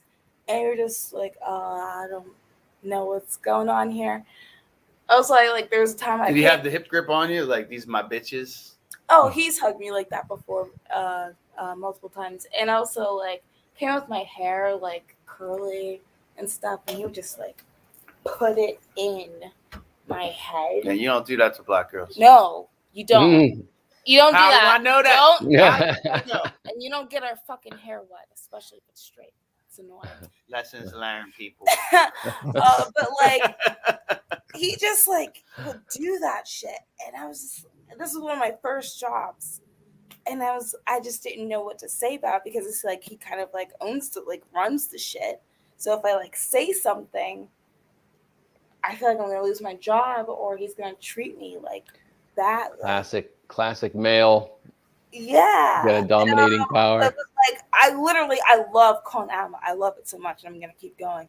But that's just word for thought kind of thing. Yeah. I'm pretty sure he's still doing it. You know what I mean? Yes. Especially because he's yeah. head chef, he's the owner, and he makes the menu. Yeah. Can I tell you something, Princess Slay? Yeah. With hair. So I've been doing this like gentle, I haven't really written anything down. It's just kind of been like a mental thing, but I've been doing an experiment. I've had my head shaved it's been 5 years now that I've had my head shaved. Mhm. And I'm used to it now, but I was shocked by the amount of older women who would ask me if I was ill. And it was shocking to me because I'm not ill. It was a personal choice. It's fashion. I like my head. My monk likes the hair short, it's a sexy kind of thing. But these older white women would ask me if I was sick. And it really started to kind of get on my nerves because I started to think to myself, if I was, what business is that of yours? And also, like, what if I was having a good day and I hadn't thought about the fact that I was sick until you just asked me that? Like, it was just shocking to me. Yeah. But I started to realize that it was only older white women who asked me if I was ill. Now, I'll be walking down the street, or I'll be going into a grocery store, I'll be going into a Sheetz, or I'll be going anywhere I go. And if a black woman sees me, she will say, I like your hair. Yeah. And I have never been asked by a black woman if I am sick. Yeah. They have all said, I like your hair. But only older white women ask me if I'm sick, and they never say, I like your hair. And it's such like a cultural thing that it's a cultural thing of how they were brainwashed it's back in the day. Like, I shaved my head. Right. I shaved my head like short, and what I would get is black women say, I like your hair, because I would dye it, blonde or lavender or pink or whatever, because I keep shaving it off. You know, or getting fades and stuff. Yeah, fresh start. But I got a lot of people thinking I was like a lesbian. Oh, I mean, I've been handling that since I was 11, so that's all good. It wasn't the worst thing. That's all good. That's all good. But like I don't know, like I totally believe exactly that, because the first it's like, but you're white, doesn't your hair go like really long? There's a stigma with like black people. It's like where like it doesn't grow. Like if it gets wet, it shrinks. Have you ever seen the documentary Good Hair? It's like this whole thing where like black people like can't grow their hair. Did you watch the documentary? Like your hair short, they're like, oh my, I like your hair. I like how it looks like that. You know? We shave it off. Did you see the documentary called Good Hair? Yeah. Oh, it's so good. Chris Rock, so and good. He did the wigs, and he's like, "Yeah, this is the wig." And you're like, so good. But that was real. And she goes, and just all moving. But that was a lesson for me as well. Like as a hairdresser, I was like, oh, okay. Like that made me start thinking about things in a different way too. And that was before I had shaved my head that I watched that documentary. But the first time it ever happened was at the pool, at our local pool. And a lady said to me, wow, you wear your hair really short and your husband wears his hair really long. And I was like, yeah, we're like, opposite, blah, blah, blah. Love that. Like, yeah, that's cool. Are you sick? And it was just like, and I was like, what? And she was like, are you sick? And I was like, oh, no. Sick of this conversation. I just like how I look. Yeah, I mean, they're just like, I literally, like, it was so liberating for me. Like, when I just Sick of your ignorance. And then the next time I was driving through a Sheetz drive-through, I was picking some food up late night after working at the salon. I was on my way home, and I like did the drive-through and got like a wrap, and like I did the whole thing at the thingamajigger, and I came up to the window, and a 60-some-year-old short white-haired lady, with the glasses, the whole 9 yards. She's like, "And are you the veggie wrap?" And I was like, "Yes, I am." She's like, "That'll be $4.97." I'm like, "Here you go." And I hand her a $5, and she's like, "Oh, okay. Are you sick?" Who says that? I was like, wow. This is what do you say, BB? Yeah, you should be on the first one. Sense. On the first one, we say it's like you walk out of the house and you don't got no goddamn sense. On the first one, when you were like, when the one, it's just weird. When the one girl was, oh, you got short hair. I mean, what I get is you get. Are you Slay? Are you sick? What I get is not your real hair. Slay. Yeah. Slay, are you hearing us? Are you hearing me? Oh, I'm sorry. I didn't hear you first. Yeah, no, on the first one, it was, "Oh, your hair is short and your husband wears his hair long. Are you sick? You should have been." "No, my husband's dying though." Yes. Well, Harry strangling him. It was so awkward because I was sitting. This was like we were still kind of new to our neighborhood crew of friends. Like we hadn't quite discovered who was connected to whom, and in this community, like everybody's connected to somebody, and that woman is connected to somebody who we know and are friends with, and she says a lot of stuff like that in social settings that you're like, oh, that's just her, right? Yeah. But I happened to be sitting with a whole bunch of neighborhood moms, and I can't remember what I said, but I did say something that was a little bitey, not mean, but a little bit like, you need to watch your mouth, your gender. Oh, and then she made a comment about Fenn's hair, and I think that's what snapped me, and I started saying something about gender stereotyping and how you're holding us back and blah, blah, blah. And she turned around on her towel and kind of scooched away. And then I looked at the other moms that I was sitting with, and I was like, oh my God, she's not one of your moms. Is she? Like, I'm so sorry. Is she your mom? Is she your mom? Is she your mom? And they were all like, no, she's not my mom. And I was like, okay, I found out whose mom she is, but she wasn't any of their moms. But I kind of like, you got to squash that shit early. You got to learn. Babe, that's okay. When you're in prison, punch the biggest motherfucker in the face. Yeah, I was just thinking about that. What? You get older white women saying, "Are you sick?" I usually get Black men saying, "Is that your real hair?" Because they always think like it's a weave or, a wig, right. or which is also none of your goddamn business.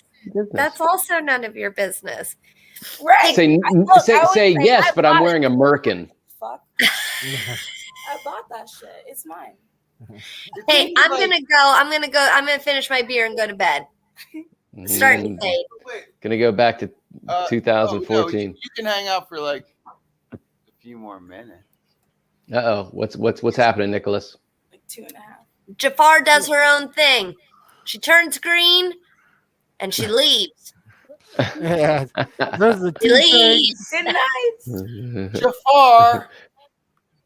Who's Sharon? I'll kill her. I'll kill her. I gotta tell BB that we had a vote.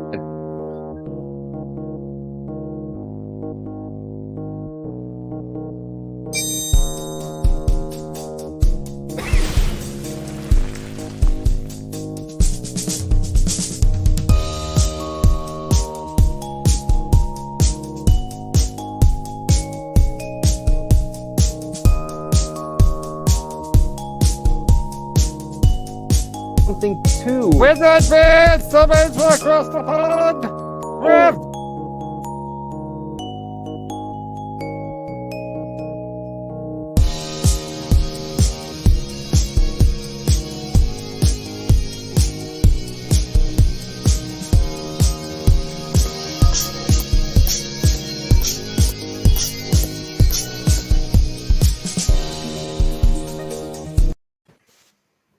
It was just too good. It was That so perfect.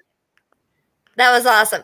So we were having a VOMA meeting the other night. It was Denny, Micah, and Ad Hoc, and I were on 2 different video feeds. And I was in the bedroom, and I was drinking during the meeting and just listening. No participation necessary. Just listening, just nodding and smiling. I was on mute. Ad Hoc's driving to a bar to meet up with the monk once he's got the kids in bed. You know, it's kind of a like, let's just check this off thing. And by the time I'm done with my second drink, I'm feeling just gently tipsy. And it's the tail end of the meeting. And Denny goes, well, thanks for sharing. And I said, who's Sharon? I'll kill her.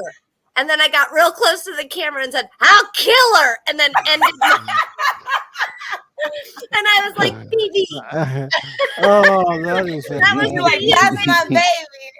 Who's That's Sharon? good. I'll kill her. Sharon. I'll kill her. And then What? that, it was awesome. I was so pleased. Oh, I was that's thinking of you the entire time. That is fantastic. I'll I'll cut it. kill her. What's Every woman always says, I'll cut a bitch for some reason. Well, what's your Instagram? I'll cut you. I cut you. I was like, yeah, I'll cut you. I'll cut you. I'll cut a bitch. Nice. I'll cut you. All right. Bye. Bye, Sharon. Bye.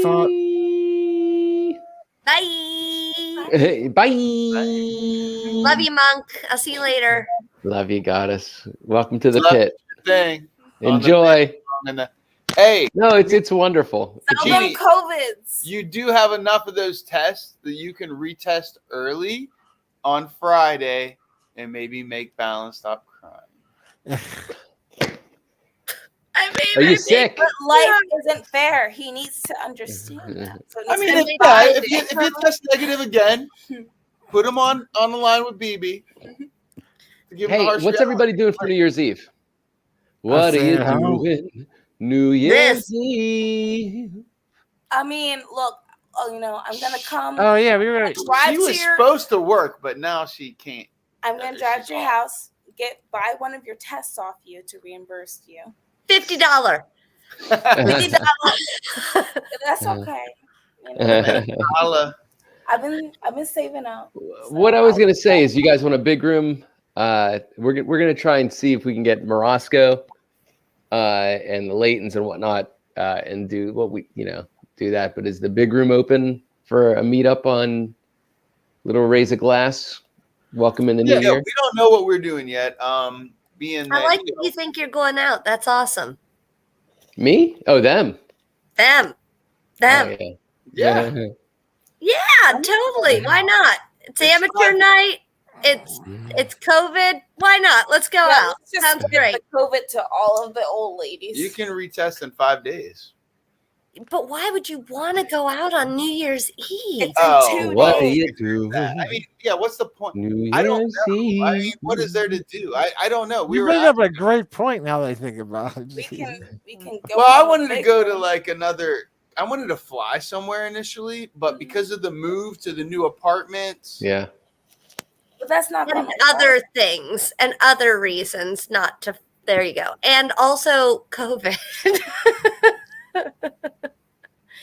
Ever since we stopped going to Aces, we haven't really ever felt the need to do anything on New Year's Eve ever again, because True. the one time you go out, you see how everybody behaves themselves. And then you have to, like, even if you're responsible, you still have to prove it to the officers of the law as they stop every person on the ride. Every It's, goddamn person. it's such a paranoid situation. Last year, we just got hammered on a video chat with the Moroscos, the Laytons, and our friends, the Greens, as well. Morosco passed out at the toilet. Oh, We, nice. He seriously, disappeared. we were on a this he was like on the this floor kind of next- call, and all of a sudden his camera just goes black.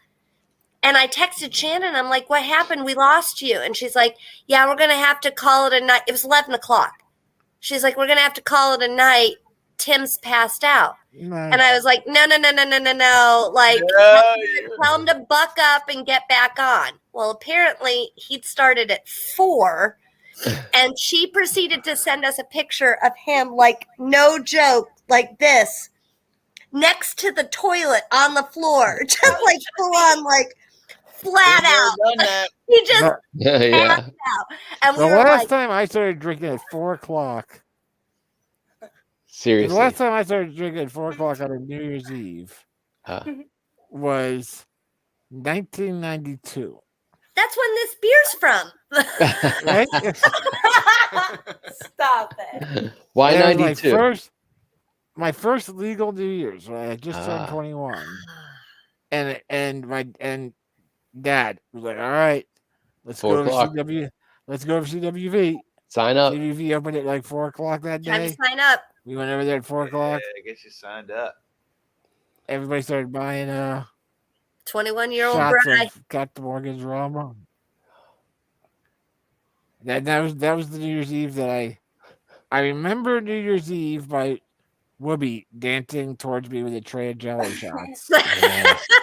Jello shots. No idea how I got Whoop.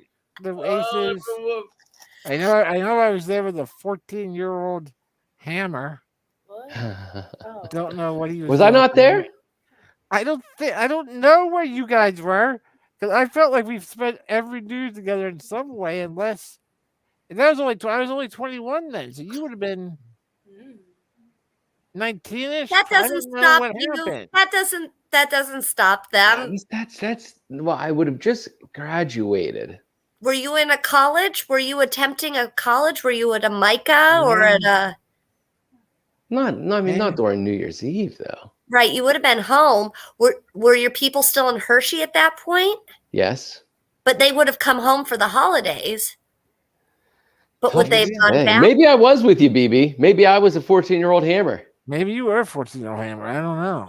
Maybe he was belly dancing behind Whoop and you just couldn't see it behind all those yellow shots. I might have been. We might have been doing terrible so things technically, with people in You Hershey. weren't 21 yet, Monk. So there's that. Right. You couldn't get in the Yeah, club.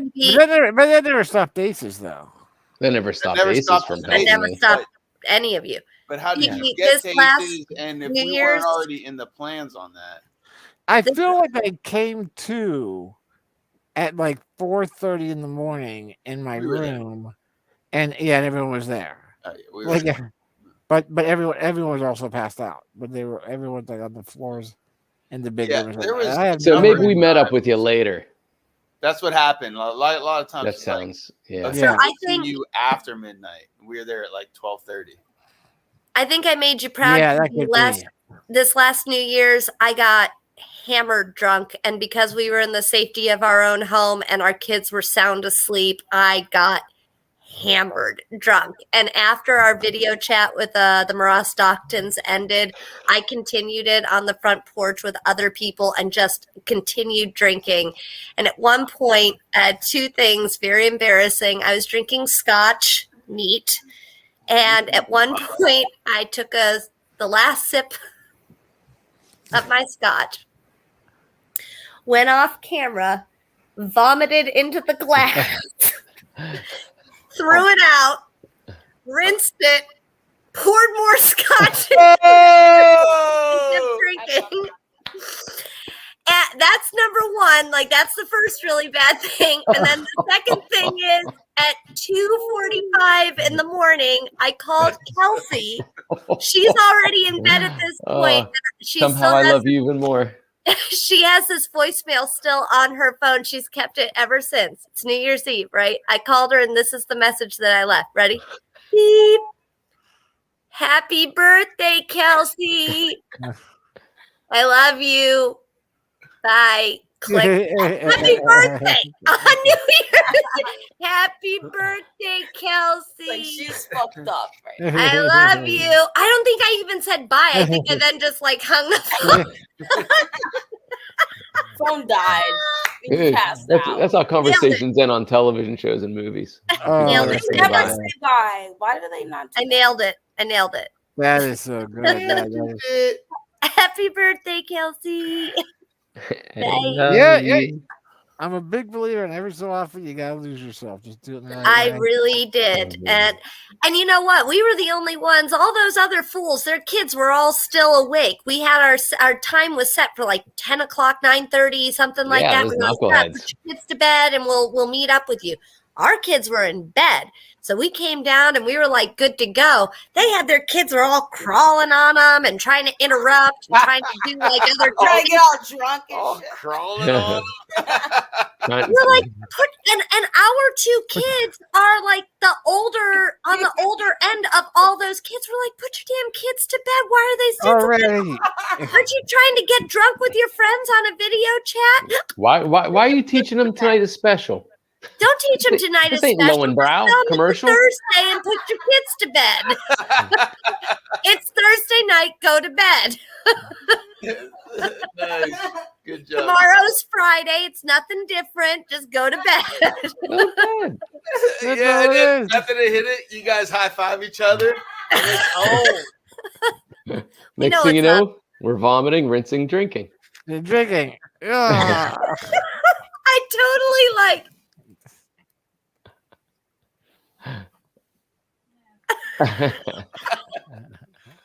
Nothing happened. Nothing to Rinse. see here. Nothing happened.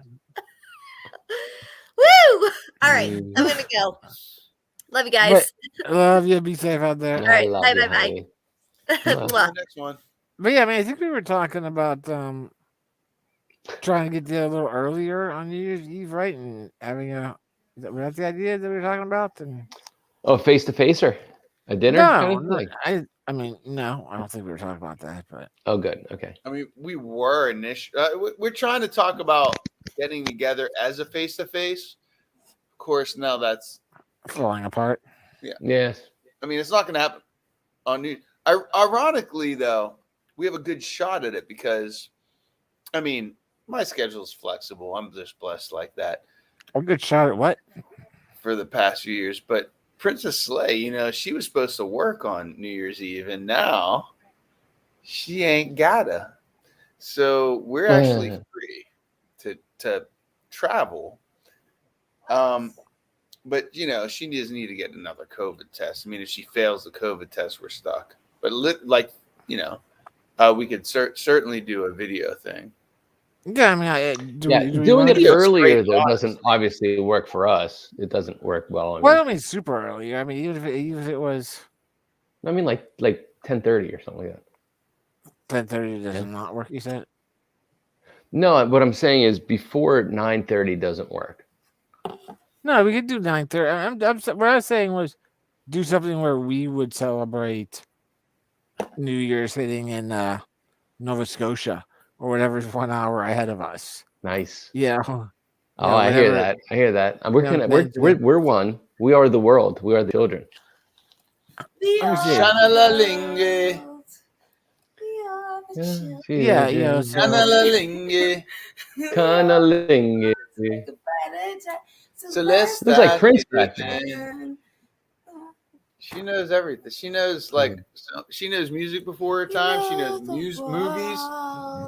I'm like, have you seen this one? She's like, yeah. I'm like, honestly, that Don't Look Up was one that was like, wow, you haven't seen. I was honestly shocked she hadn't seen it yet. But I did. I saw half of it. Oh yeah, that's right. She did. She's like, I saw the first part of it. I be watching movies at work. I'm telling you. all right, so right here at 10 Excuse p.m. No, stop. What are you doing? There's another one in the fridge. Now you just okay. This is yours now. That's what's happening right now. Don't we share That's everything? happening. Are we doing that? You know some crazy So shit. All right, so 1 hour. That's Nova Scotia. That's the east coast of She Canada. ordered me to empty. Here's what we and got. then don't we share everything? Here's what we Hold on. got. At- You at just said that 10 we have p.m. another one, so why are you complaining? When you share, sharing would be taken half, Oh, no, not last, not that last half. You just took my beer, dumped it into your shit, and said, You're share. complaining. Go get a fresh new cold one. "Oh, I don't think that's right. I don't think that's right, Slay. I'll get it. oh." Now that's better. No, that's more Right, like that's better. sharing. That's more like sharing. You can't share the last half of somebody's drink. All over my No. Oh, I'm gonna get a napkin too. Oh, so sorry. I'm also open it like this. All right, so theoretically, Friday night at 10 p.m. our time. Okay. At 10 p.m. our time, 10 p.m. we could celebrate New Year's Eve with Brazil and Argentina. Oh, awesome. At Argentina? 10:30 p.m. Okay. because apparently they run on the half hour. Interesting. But at 10:30 p.m. we could celebrate New Year's with Newfoundland. Oh, I love Newfoundland. And at 11 p.m. Love Newfoundland. At 11 p.m. we could celebrate with Caracas, La Paz, San Juan, and Santo Domingo. Oh, those all sound. Those names sound sexy. So They do sound really sexy. Santo Domingo. There was a bass player that used to go by the name Of Paz. Santo Domingo. Paz Senchanton, I believe. She played bass on A Perfect Circle. Her first name was Oh, wow. Paz. Yeah. But yeah, so That we was have three Maynard's time band zones. after Tool. Tool. We have 3 time zones. I just listened to Tool Prison Sex last night. I just had prison sex with a Tool last night. We just had a Nice. conversation today about 2 D's and an A. Not on prison sex. It's like recreationally. I just listened the first time. I'm like, I don't know, 7 or 8 years. Recreational. Toll use. First time in 7 or 8 years I listened to Yeah. Tool. I But never thought about it. I thought about the 2 D's and like the both, but never like at the same at once in one of them. we have 3 His time boyfriend zone likes- celebrations. His boyfriend. Oh, don't be calling people out. Don't be calling people out. I didn't say his name. There's a conversation that happens. And she All was right, like, go ahead. Anyway, let's please continue. What were you saying? We're La Paz. If on Friday, if we want to, if we get together at 9:30, quarter till 10, we have 3 separate New Year's Eve celebrations at 10, 10:30, and 11, where we could all have drinks together 3 times over Nice. the course of an hour, and then clear up to do whatever we want to for midnight. Within our own home bases. Right. Sounds brilliant. Bruce. All right, so Sounds Friday, like the future. Friday at 9:30, somewhere around there, we'll work on I hooking up. mean, as long as we're all, we're constantly like spawning new diseases amongst each other. We're Omicron. good like this. All hell Omicron, by the way. Omicron. Here's the thing. Here's the thing. Hell about- Omicron. Unicron. Here's how Unicron Omicron is the death knell of America. It's exactly the kind. There's a game out there. It's been out there for I don't know, since the 90s called Pandemic. I don't know if you ever seen it. It's a strategy game, and in the game, it's just a game of the map of the world, and you try to genetically engineer either a virus, a bacteria, or a parasite. Yes. And each one has different traits. I remember you telling us about this. Yeah, and then you couple release months it. Yeah, you release it to a part of the world, and then it 12 runs all these monkeys. it runs all these simulations on how does it spread and when does the different like the CDC and the World Health Organization get involved and That's no And good. one of the ways to the D&D characteristic is speed, right? There's a speed characteristic. there's an infectious characteristic. Yeah, Infection. infection. How easily and quickly does it infect people? And the key that I found in designing my own virus winning the game, which was to ultimately wipe out the human species, was to create a virus that spread easily, but did not have deadly side effects. Uh-huh. So that it would spread amongst the population. And they wouldn't die stopping the spreading. They would keep moving around spreading it. And then you mutate that disease. You mutate that disease into one that has a deadly feature. So that's the next step, is what you're saying. Right. That's the Unicron. Right. The Unicron. I have 4 minutes left before my battery dies. Just so you know. That's good. I'm getting hungry anyway. For brains. For no kidneys, actually. I have kidneys today. With fava beans. Stir fried kidneys. Do you remember I'd like to comment on getting how chicken good my hearts? mustache looks right now. Yeah, chicken hearts. Oh, those are Yeah, the best. Terry used to get breaded chicken hearts way back in the late Right this way. 70s, early 80s. Oh yeah, she makes the chicken hearts. You can't find them anywhere anymore. Delicious. You look like you don't know where you Delicious chicken hearts. Delicious chicken. All right, so Friday we'll look at connecting. Fine, that's around- what we're looking at now. Right now, also know that the Marah Stocktons. I don't know what time everybody's trying to get together there. So I'm gonna have to juggle the West Coast and the East Coast and figure it all out here. Well, even if they But want to jump, we on have us, precedence because we decided first, as far as I'm concerned. Yeah, we can hop on for a while and hit at least one. I could have 2 laptops going. Right? You know what I mean? It's fine. Yeah. You know, as long as check your batteries.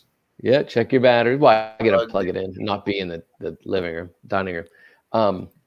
But the congratulations on apparently defeating the Omicron or whatever. That's what I do. That's what I do. You know, whatever. Do you know how I got? Do you know how I beat it so quickly? One, 8 days. Drinking cranberry juice. Chicken hearts. Now, do you know how I beat it so quickly? One, detecting it late. 2, them's the jokes. Yeah. 2, spending just time in the art studio, in music studio, sleeping and creating. That's all I heard do. the song that you did, and it was very beautiful. Thank you so much. Thank you so much. That song. Very good. There's a band being put together right now. That inspired this musician who's originally from Oakland. Say, listen, man, that you're jerking around with everything else. This is what you should be doing. He's like sending me a couple more songs like that. He said, I'm gonna reach out and find some bandmates. And so he's been reaching out, and there's a couple people interested. Nice. So it might actually be able to get that sound without having to talk people into making that sound. Do you know what I mean? Mm-hmm. So yeah. Anyway, but Jeffries reached out to me as well. I sent him a bunch of stuff, and seeing Makeda, I think I'm gonna fuse me with Jeffries and Makeda possibly in Pittsburgh, maybe some ad hoc, don't know, but like in that jazz realm, and then I'm just gonna see what happens. I'm gonna see what happens here. Yeah. But I got 2 minutes left. Cool. So how's Jeannie? Oh, good. We ran through that a little bit earlier. Yeah, she's doing well. The funny thing being that we've realized that in her 95 years of existence, she's never really confronted difficulty getting over something. This is the first time that she's had any kind of hesitation. So like the other day she was sitting in the chair and she was well, I guess maybe I'm just old now. And we were like That's awesome. and we were like, no. Yeah, that's at the 100 mark. Yeah, we were just like, every Maybe. doctor, every specialist you've seen, every cardiologist, your primary care physician, everyone has said circulation's good, heart's great. You know, you have the liver of a 48-year-old. You look like you're in the shape of a 70-year-old. Not this 48-year-old. Right? No, not this liver. Her liver's way better than ours, no question. No question. Yeah, if we ever have liver talking about, ours went through training courses. Yeah, ours went through freaking like it went through the triathlon of livers. Yeah. Monk's gone. Yeah, I think we're. He gone. He a battery dude. Well, I just want to say, okay, even if Monk's gone, I'm so happy to hear about the recovery. You know what I mean? Because we've been talking about it for a while. And when you gave us that really good news, like even me and him have been talking about it. And I'm just happy that there's like some relief. You know? Yeah, thanks. Yeah, she's definitely. Yeah. We just have to remind her how much of a fighter she is. She wants to give up, but she can't. She's too right. Yeah. Yeah, I love that you guys are encouraging her in the all the Yeah. great ways too. Of course you are. Oh She yeah. couldn't have better trainers. Get back in that ring, Rock. Come on, Rock, you gotta catch that greasy That fast good Italian Wi-Fi pig. connection. Yeah. So what's the Alright. next movie we should watch? We watched Don't Look Up. I loved it so much. I was like, that shit was brilliant. I would watch it again. I haven't watched a lot of other. We talked about Jagged last week, right? About the Alanis Morissette documentary. Oh yeah. Let's watch that. You should check that out. That's pretty good. Jagged Little, as in Jagged Little Pill. And then I just watched, just because I was interested in the history of it, I watched Being the Ricardos. It's not a documentary, but it's a story about Lucille Ball and Desi Arnaz. Oh wow. Yeah, back in the day, and Yes, it's because she is a totally different person. oh yeah, She literally became a white person. yeah. It's Nicole Kidman and Javier Bardem are the two main She actors. changed the color of her hair. She receded her hairline. They were dancers, correct? She was he was a big band guy. You know, he was in a traveling Cuban band, and was immensely popular as a musician. Mm-hmm. And she was kind of almost a B rate film star. Like she didn't get any of the big name roles anywhere. Oh, I You know? think I am talking about something else then, because it's Yeah. not like a father and a daughter, right? No. Yeah. This And is she- like in the I thought she was a stand-up comedian. yeah. She did a lot. She did some slapstick comedy in films and stuff like that. Yeah, but and then she had like one big acting break where she had a chance and nailed it. And it wasn't a critical success. It wasn't a box office smash, but it was a critical success. And that kind of gave her. It was an interesting movie. I wasn't necessarily pleased with the editing of it.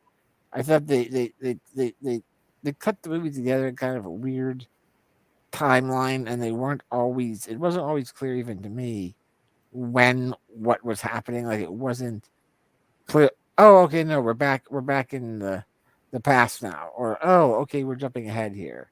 You know, it took a few minutes sometimes to orient yourself to where are we now? What time are we in? You know, because it wasn't any kind of major. It was all within a few years of each other, so it wasn't like there was obvious physical differences in them. You know, but I wasn't pleased with that. They didn't do a great job of letting you know where you are. But but basically your standard 2 hour movie. It's kind of worth it. I saw The Matrix. You know, I watched the Matrix movie.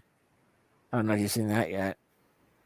No, Yeah, we haven't. yeah, I how okay. She was really young when the first Matrix came out, apparently, yes.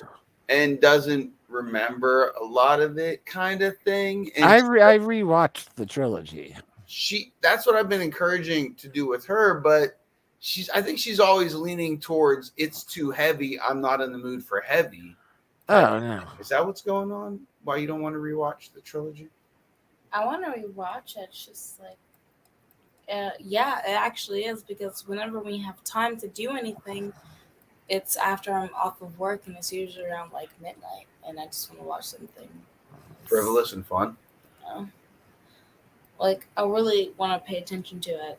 I feel like I'm just not going to. But in these next couple of days, we should actually watch it. But did bang bang boom bang bang exactly on? yeah. I mean, I think that I think you need to watch the original trilogy before you see this one because there's a lot of callbacks to the original trilogy, Okay. and some characters obviously. Okay. And the first one, the first one is just a great movie. The first one is just a great movie. The second one gets kind of deep, I think, and that's a thinker. The second one. Yeah. Third one's more of a straight out sci-fi action movie, and the fourth one was good. It's worth checking out. You know, it might be my least favorite of the four. Damn. It wasn't bad. I just at the end of it, I kind of questioned. Did they what did they forward the story at all with this movie, or was it just a, hey, it's been 20 years. Let's bring back the characters and give fans a treat and maybe make a little more money on it. Yeah, I don't know if that was right. but That's what I was wondering about the whole thing myself. yeah, it's worth checking out. And it's the latter. I mean, but the first one was so groundbreaking cinematography wise, and otherwise. I mean, I just think it was just a great, brilliant movie. I still quote it as one of my favorites. Yeah, it's great. It's a great trilogy overall. It's definitely a strong trilogy. But all right, fellas and girls and everyone else out there, it looks like we'll be trying to hop together Friday evening, 2 days from now, somewhere around the 9 p.m., 9:30, 10 Go p.m. and get one of those super rapid tests. Right. To do what? To test negative. So that we can be on video together. Well, I thought we were meeting up. Well, I don't think we're meeting up with anybody. Yeah. Yeah, on New Year's, yeah. Well, let's at least meet up online. Yeah, absolutely. We will that. I'd love to do. Yeah, that's seems to be the move. I'm totally okay with that because, like Rebecca said, I mean, you got cops out everywhere. Like there's speed traps and. Oh yeah. They're just looking for. Yeah, I mean, I think it's not even worth driving out. It's they know it's amateur night. Yeah. And we're not amateurs anymore, so why even fuck with it? Yeah, I mean, when the world is It's gonna make me a year older anyway. When the world is normal, I think I'm more or less nowadays in favor of on New Year's Eve, maybe get together with friends for dinner and a few drinks, and then go home well before the actual craziness starts. Yeah, that would be perfect. What if we all get sushi and sake, exactly, and then go home? What if we all get all the and same go on takeout. video and do video? All the same takeout. We get all the same takeout. That's an idea. That'd be so fun. That would be fun, yeah. McDonald's. And you're like, this is so delicious. And you're like, yeah, it's delicious. Yeah, these are the best Wendy's spicy nuggets ever. All right, that's what it is. All right, I'm gonna shut her down. All right, see you in a couple days. Yep, bebop.